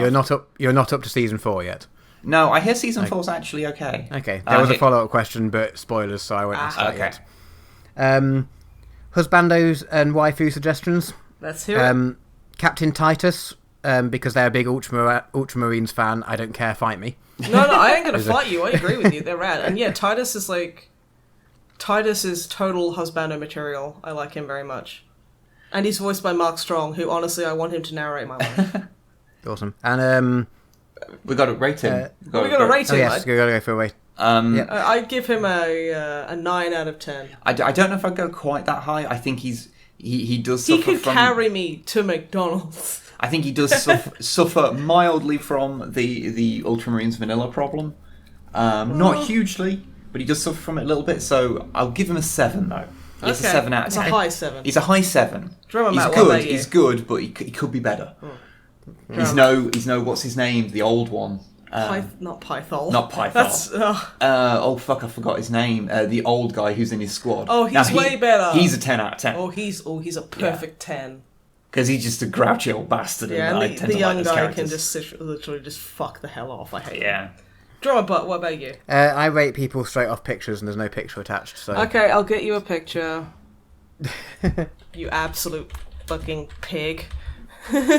I just judge people by their looks and not personality, right? That's not at all. That's like, it couldn't be further from the truth, to be honest.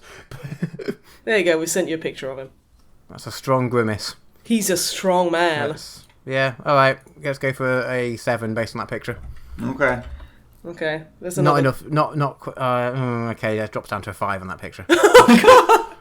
You horrible shit. He's not beardy enough for me. Okay, that's fair. He does need to have maybe a bit more. I just thought I'd send you a second picture that was more reserved and just him sitting there, But no, apparently if they're not hacking their way through greenskins, you're not even interested. No boner at all. Yeah, basically. Waifu, sister, oh God, how to pronounce this? Miria? Of the Order of Our Martyred Lady, if you know that person. She is amazing and I love her. I'm going to give her 9 out of 10. Very high. Yeah, she's pretty rad. She's from the James Swallow books. Okay, cool. She looks rad. No, I love her. She looks great. Yeah. Based on the third Google image search picture that comes up of her just like hugging / jokingly choke holding someone, she just looks like quite good fun. Yeah, so. I like her. She's fun. Yeah, I'll give her a 9 out of 10. Yeah, lovely. Also, I'm glad when you said based on the third Google image result, that wasn't something horrifying. It was like, judging by the third Google image result, she has a very pliable anus, so... There's no dodgy pictures on my image search at all, actually. I don't know what you found.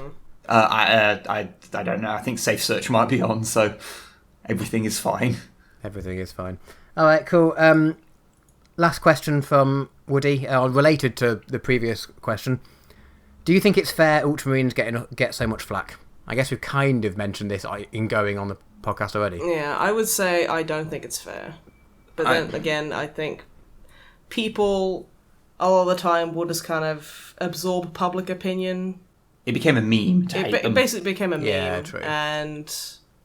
But I mean, Games Workshop did not help that. No, they didn't. This is completely true. It's not any one-sided kind of fault. It's kind of just this big amalgam of faults. I think that the big thing comes down to is that at various times, Ultramarines have been presented, as I said earlier, as the default vanilla Marines, and also been everywhere in Games Workshop's marketing and stuff. So people got kind of sick of them. And then 5th edition happened and hyperbole happened. And yeah, it's a whole thing. I think Games Workshop has made this situation a lot worse by making them a lot more boring than they should be a lot of the time. But they're not inherently bad or anything. And I think it gets overblown like crazy. Yeah. Yeah. And yeah, I think I've mentioned a few times in passing, just joked at the shit, but, you know, memes. Mostly joking. Yeah. I don't like if they're your go-to chapter or they're your army. Oh, that's, you know, cool. Like, genuinely no offense at all. It's just, yeah, sometimes quite funny to poke things. I think we've all been guilty of it. Oh yeah, totally. But yeah, cool. They also sent a doggo pic, which I'll put up on Twitter whenever this goes up live. Nice. Excellent. Arturo asked, I don't know if we've answered this already, but how did you originally get into 40k? I originally got into it in around 1998 because a couple of friends of mine were into it. I think they brought a couple of models to school, and I was like, those are rad. And then I went into Games Workshop and bought some models. I think one of the first models I actually had was the old plastic Chaos Space Marines, the ones where their head and their body were actually one solid piece. Which are the ones no one ever seems to have nostalgia for, because they were kind of bad. Because they're kind of bad, yeah. And they're not even like horrifically, charmingly bad like Rogue Trader era stuff either. They were just bad. They're just kind of a bit shit. And yeah, then a few more friends got into it. We played a little bit. I really enjoyed it, but then everyone stopped playing it. So eventually, I just kind of gave up. And then later on, I got my models out of the storage room to play with Snipe, and I'll let you fill in your side of your Warhammer stuff. Okay. When I was about 17, I decided to enlist in the military, and I was sent overseas to the Great War. That is not true. I disappeared around the Middle East. You're lying. Okay. Let me finish. So I disappeared around Tibet. More importantly, you're lying an hour and 40 into recording. But continue with your lie. Okay, I will. You know what? I will continue telling people. So yeah, I was sent out, and I was thought to be lost. My unit thought me to be lost. My family thought me to be lost. I had no parents, just my Uncle Wainwright. And I was lost for about 10, 15 years. I'd actually become consumed with the darkness within my own very soul, the darkness that lurks in everyone, but I had an incredibly dark soul. So I became... Shame you only had one of them. Yeah, I became incredibly feared as a warrior, referred to only as Yinko. So I would basically sit there and be a disgusting warlord all day and eat chicken. One day I was sent for by a holy man, who referred to himself as the Tolku, and his men brought me in, and he basically wanted to train me to harness the darkness of my heart so that I could punish evildoers, because that was my penance. Okay, I'm just gonna go out on a limb here and say that this lie is in fact the plot of The Shadow. What's that? How did you actually get into playing Warhammer? What? Oh man. Okay. The Shadow's quite a fun movie, by the way. If you like I love The 80s, Shadow. 90s dumb like family action movies. It's amazing. So I had to master this I knife. mean, you don't need to see it now because you No. know the plot. No, I needed to master the Purba, which was this holy man's knife. Okay. And in order to do so, Let's- I let's- needed let's to move play on. him at Warhammer because he had a total leaf blower army.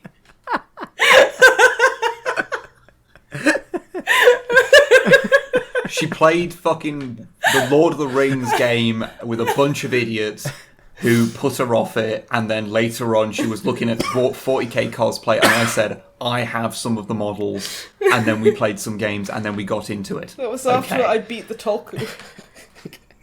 Okay. Please good. ask the next question, and if you answer with anything to do with the fucking Shadow again, I'll just cut the whole damn thing out.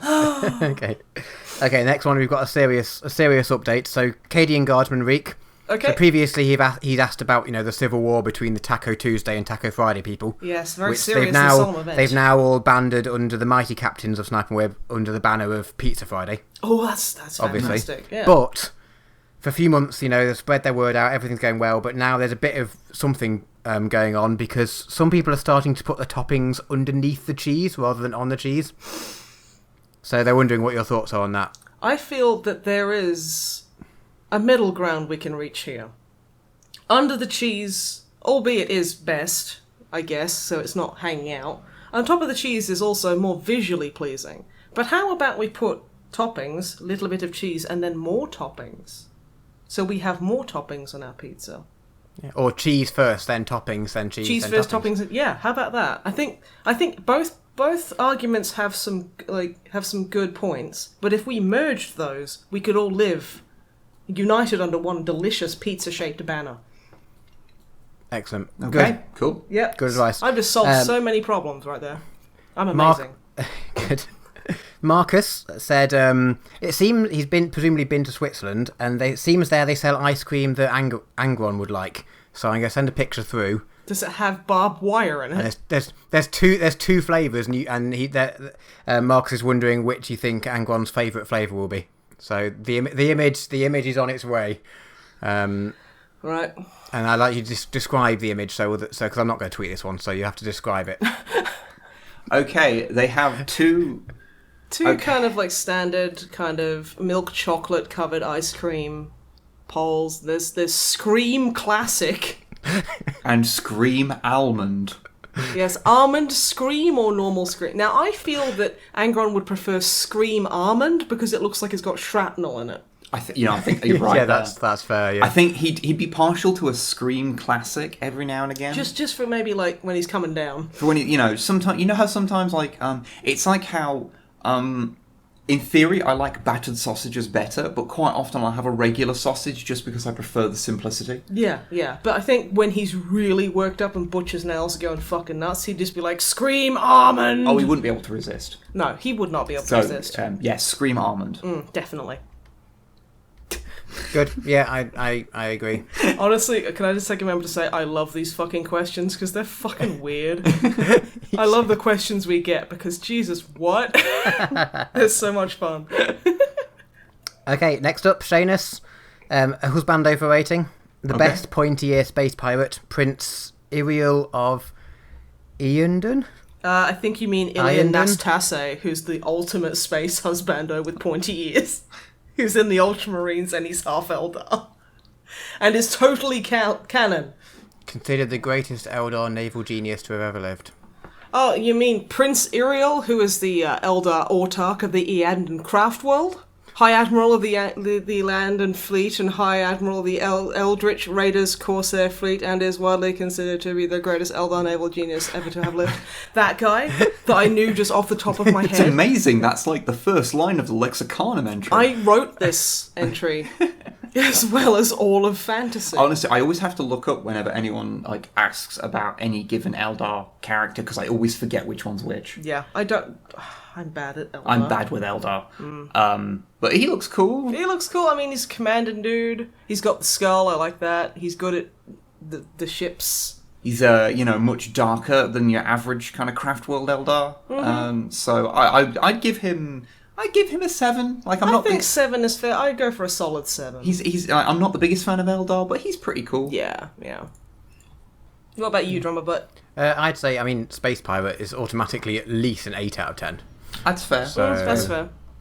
Without knowing much more about him, I'm going to stick with the 8, but it could potentially, I could see it being bumped up, maybe. I'm only going for a 7 because I know that he would immediately refer to me as a filthy monkai, so I'd be like, that hurts my feelings. So. Yeah. A few other questions. Snipe's spoken about her combats with chefs before, but what's the worst thing you've been paid to do, like jobs-wise? Well... The worst thing I've been paid to do. Not by Wib. He doesn't pay me for that.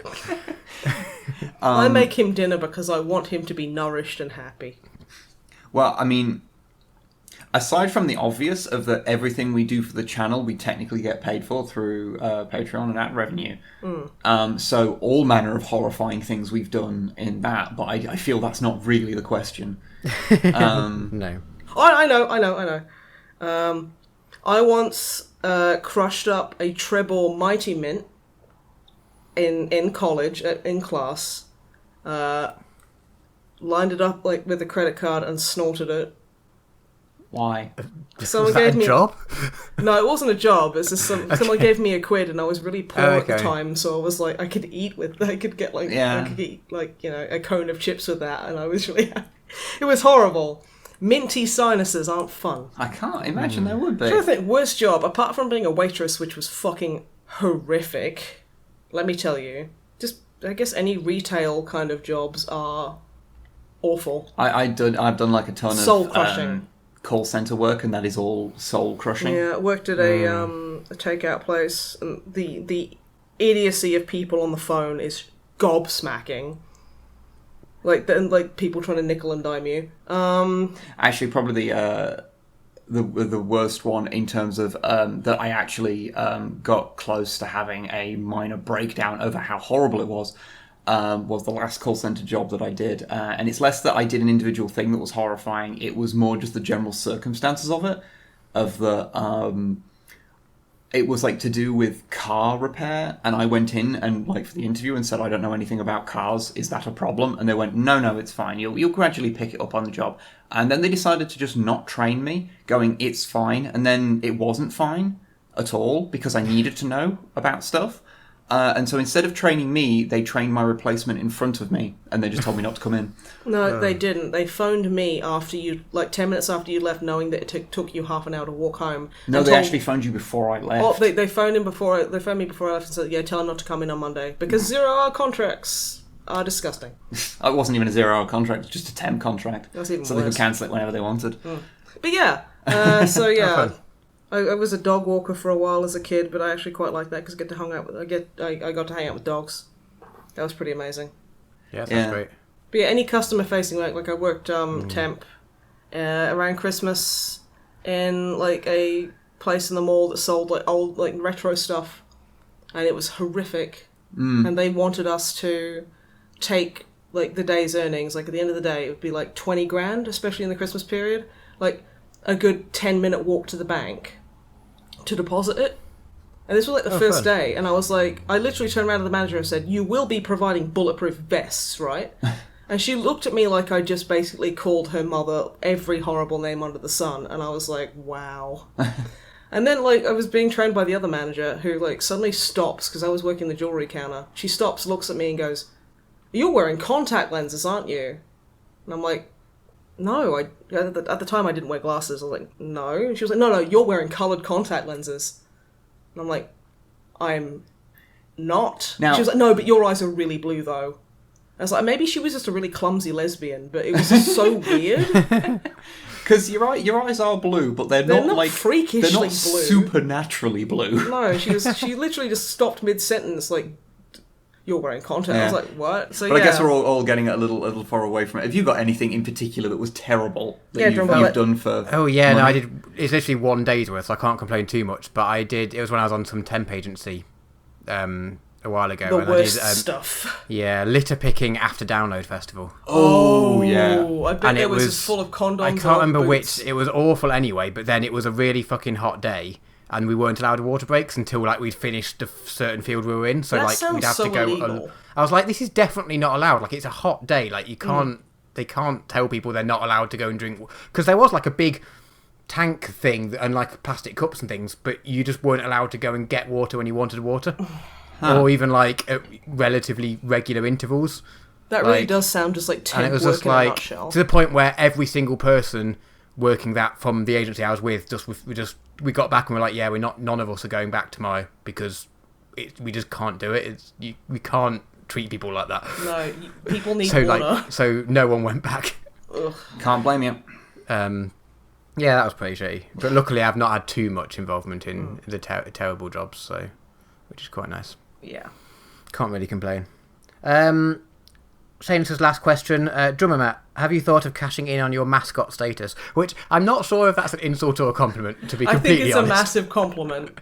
Personally, I can't wait until we go to like Drummer Mat World and we have little hats that have like your face on them. But the thing is, they're printed a bit too wider. They're suggesting signed photos, sexy calendars, or small pots of your happy slime. Are the suggested options. I'll work with the rest of it, but if you want to go into business about your slime, mate, that's your own business. Speaking as someone who has an Instagram account, dude, you will do wonderfully. Just don't tell anyone what's in it. That's fine. Just Drummer Matt's happy slime. Yeah. Maybe don't call it that, because that kind of insinuates what it is. Drummer Matt's happy slime.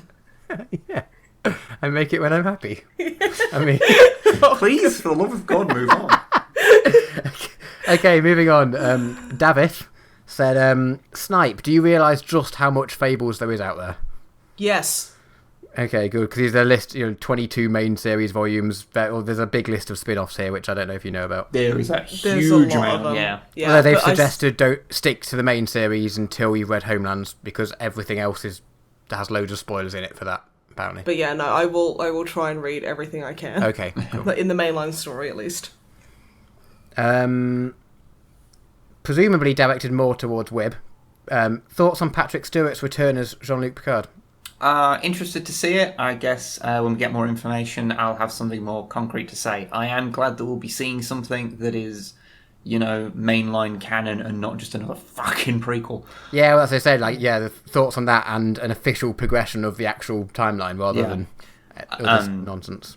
Yeah, basically, we don't really know enough yet to really have a solid thing. I guess once we start seeing bits and pieces of what's happening, then I'll sort of have a bit more to say. But overall, I'm hopeful because at least that suggests that there is some concern for the mainline canon going on, which basically nothing that's come out since Voyager has really cared about the mainline canon. Can't I know wait Enterprise. until Picard's an admiral, because that's literally what happens when they come back, is that they're all admirals. He should be a fucking admiral by now. Yeah. If Janeway's an admiral, everyone's an admiral now. Everyone. Admiral Wesley. Yes. Even- Shut up, Admiral. He tries Sam to shut up and he's like, I outrank you. And then you're like, yeah, shut up again. And he's like, oh shit. Also, I might got be me the there. Star Child. Like, oh, goodness. Shut up, Admiral Starchild. But yeah.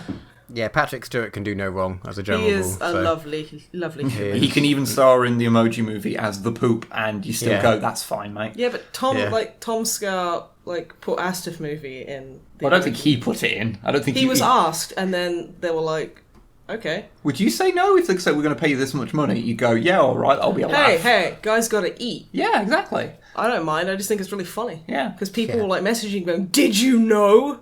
Because low key, I think people were worrying that they'd stolen it, and he was like, "Yeah, no, I know. I just don't care." Last point from Davith is, can I get the Snipe Good Boy rating for these Space Wolves? Okay. I'll send over the image. He's been pottering away from them for the last year, although admittedly they've owned some of them for almost 20 years at this point. Oh, dang. Those are some very good boys. They are very cool. They look a bit more kind of dusty. Yeah, I like them. Than the normal colouring. I do really like that. That's cool. That's good. You got a good bunch of dudes there. What's your rating of Good Boys? I would give that a 14 out of 10. I was going to go for 13, but, we don't speak that number as a Space Wolf. I thought you were going to go I'm going to give it an awoo out of 10. I give it 14 awoos out of 10. That's the best rating system. 14 owos. Okay, Bramble Jam. Hey, Bramble Jam. Wib, are there any Godzilla movies that you haven't seen? No. Oh. Good. I've seen every single one of them. What about the one actually, Bramble Jam made with his dog? I tell a lie. There is one I haven't seen, and that's the latest animated one because I haven't fucking got built myself up enough to be bored again. Because the first one was really fucking boring for 80% of it. Okay. I have been meaning to watch that, but no mainline one. There's just that. That's the only one I haven't seen. Okay. What was your first kaiju movie? I think you possibly answered this before, but King Kong Escapes, which is a terrible movie. Horrible. But it's charmingly terrible. It's so so bad. It's actually really interesting. It got me into the genre. I mean, technically, I did see bits of other movies on TV when I was a kid. Your first complete movie. So I saw a bit of Godzilla versus Megalon, and I remember seeing a bit of one of the Mechagodzilla films. I don't know which one it was, especially because so much stock footage is used around that era. It's kind of hard to tell sometimes. But I'd seen a bit of those, and I didn't really like them as a kid, and it was only sort of as an adult. And yeah, King Kong Escapes was the first proper one that I saw, if you don't count Godzilla 98, which no one does. No. Okay, good. Third question. If you ever did decide to try some Wrath and Glory, what would your respective characters be? I haven't seen what this is, but I had a quick look up. It looks. Have you guys know about this? Yeah, it's the new 40k RPG. Yeah, I completely missed that. But now I know, which I'm quite happy about. But their real question really is more than what would your characters be, is would Snipe play as Cyan Matilda? I think I'd have to. She's amazing. She is amazing. I love Cyan Matilda. Yeah. Although I'm not sure whether you could stay in that character for more than just snippets at a time, because I think you start annoying yourself. I think I'd start annoying everyone else, honestly. But it'd be fun to try. Oh, absolutely. I don't know what I'd play, because I'm not actually 100% sure what the kind of unit makeups are in Wrath and Glory. You just got to play as, Sherlock, Obi-Wan, Clouseau boy. Sherlock Obi-Wan Clouseau, yeah. Inquisitor Obi-Wan Sherlock Clouseau. Yeah. That's his name. Yeah, that's his name. Yeah. Fuck off. I don't know who I play, because I've not actually looked that much up about it. I remember seeing a load of art from it and going, that's really cool, and then kind of forgot about it. Yeah, I hadn't heard of it until I looked it up, and I was like, yeah, that was cool, but I had a lot of emails to catch up in not much time before this, so I haven't had a good look into it yet. Yeah. But next up, Suchi Titty Lizard, maybe? Good May name. have pronounced that first. Right. SSUCI. Sucky. Yeah, but I feel like it's a single C, isn't a K. Anyway, whatever. Okay, Suchi. Any thoughts on the upcoming Space Wolf show? Got me interested. The what? Space Wolf Juspian from Discotheque, and it's just some remake of some 80s anime.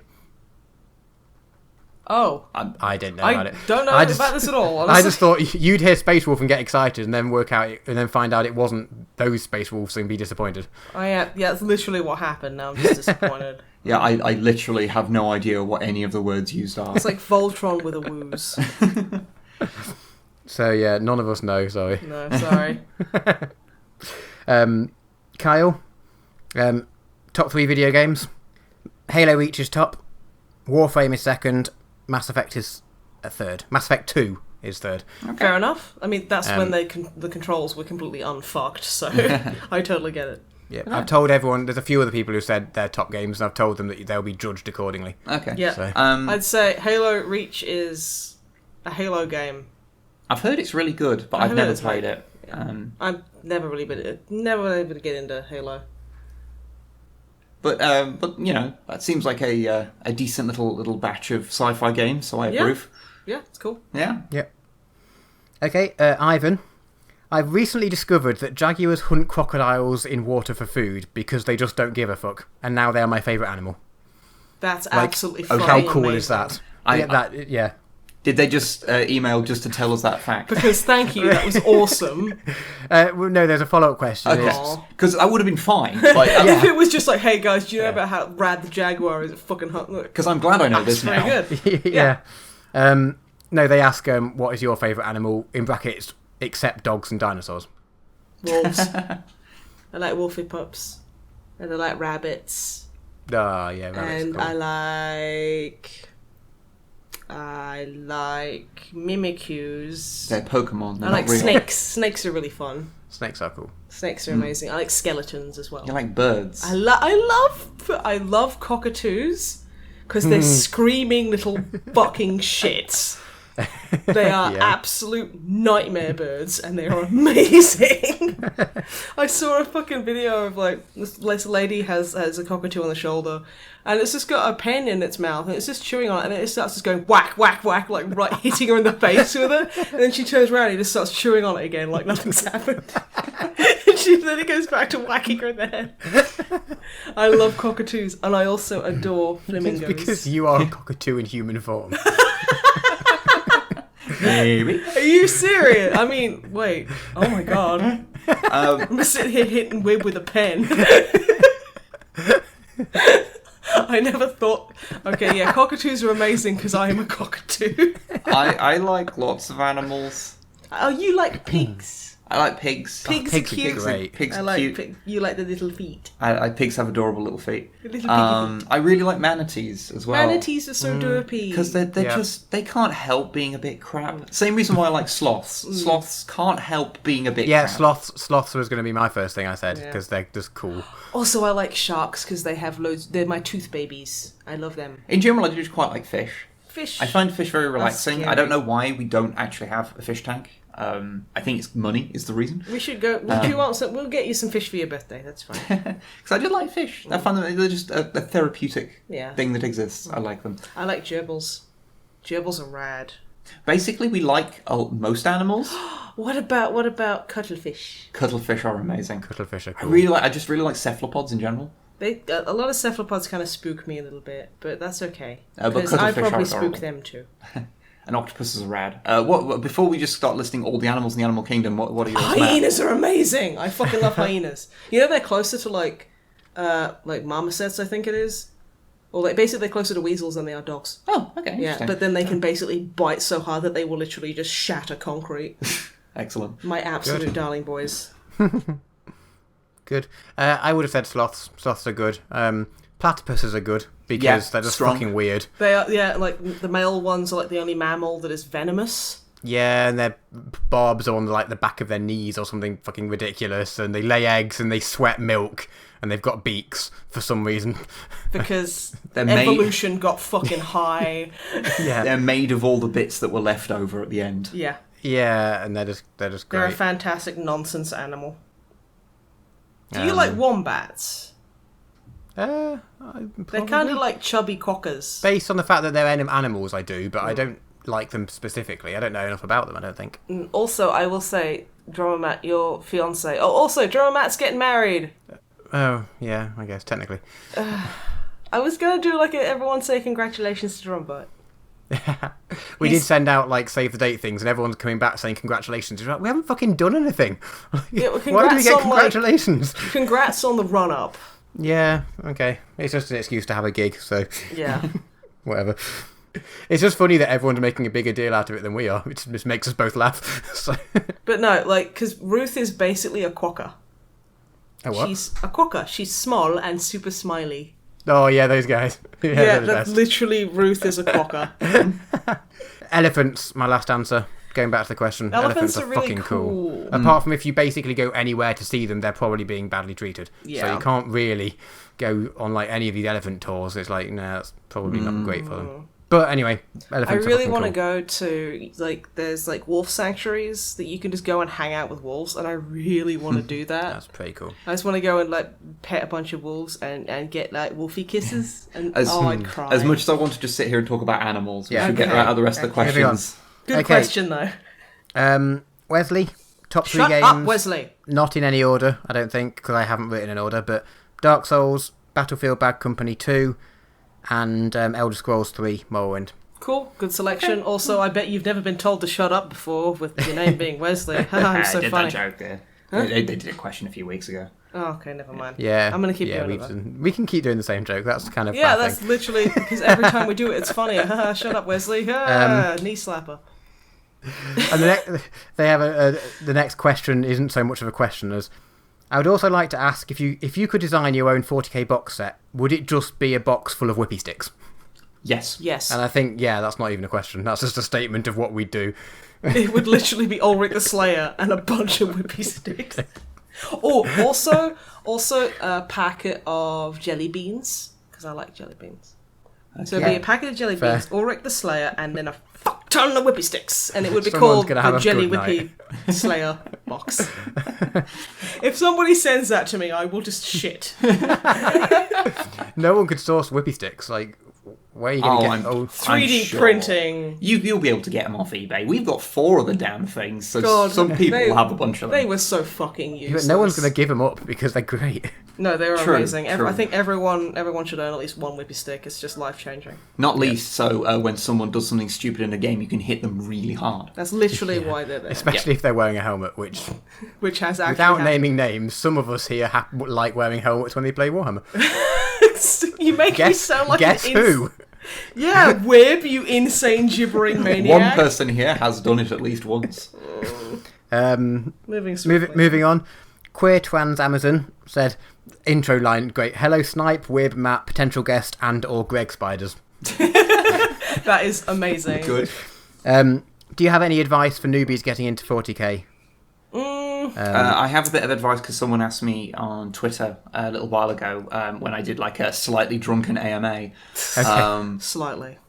Where I think one of the important things is to not get so hung up on how your models are painted, because it's very easy to think that you're absolute dog shit and you're never going to be able to do anything good. But it takes time to get better, and if you're enjoying what you're doing, it literally doesn't matter what they look like. Yeah. Also, play whatever army, however you want. Yeah, don't feel the need to adhere if to any you want meta. if you want like bright purple Necrons, just do it. Fuck everyone else. Yeah, and like if you want to like basically make something you want to make, don't go with like whatever. Like don't feel like you have to play a certain force or whatever, because if you like one, you'll make it work. You'll figure out how to make them work. Well, I mean, I don't like bikes and I don't like tanks a lot of the time. I like walkers and I like grey hunters, so that's really all I do. And even if it might not be the most tactically appropriate roster, I don't give a fuck. I just like playing with my lovely boys. Yeah. So yeah, like you'll make it work. And I'd say, as for kind of getting into rules and stuff, I'd say like 8th edition is a hell of a lot more streamlined and a lot easier to get into than a lot of the previous editions. I'd say it's just nicer. Yeah, and if you haven't played a game yet, if you just want to if you have a Games Workshop near you, just kind of go in and be like, "Hi, I'm thinking of starting an army," and they are honestly, say what you want about Games Workshop, the people who work for them are amazing. Yeah. They are they will bend over backwards to help you because they are just so about the hobby. Yeah. And they literally just stand there and talk about it all day and they never get sick of it. So just go in and talk to people, like the people there, like provided, you're not like socially anxious or whatever, in which case my advice is probably useless. But yeah, I mean, I went in and I remember speaking to a couple of guys about like, I'm thinking about this, and like they kind of give you a brief backstory for like certain armies or certain, like different forces, and like, a lot of the time they will just play like a game with you just to kind of show you how it works. Yeah, they'll have like a trial sort of game with you. they usually have them set up on like big tables as you walk in. That's what those are kind of for, just apart from like showing off models, and also like they'll give a bit of a play. So yeah, like that can be really helpful if you want to kind of get in on the rules side. But yeah, that's... Yeah. If you can pass any useful information from that, I hope you can. Good. The next point was top 5 games. So okay. with a quick sentence for each one. So I'll read those out. It won't take too long. So I don't know if these do in any order, but Ratchet and Clank, the first game they ever completed all the way through. Oh. Yeah, I remember playing that a couple of years back actually for the first time. It's pretty good.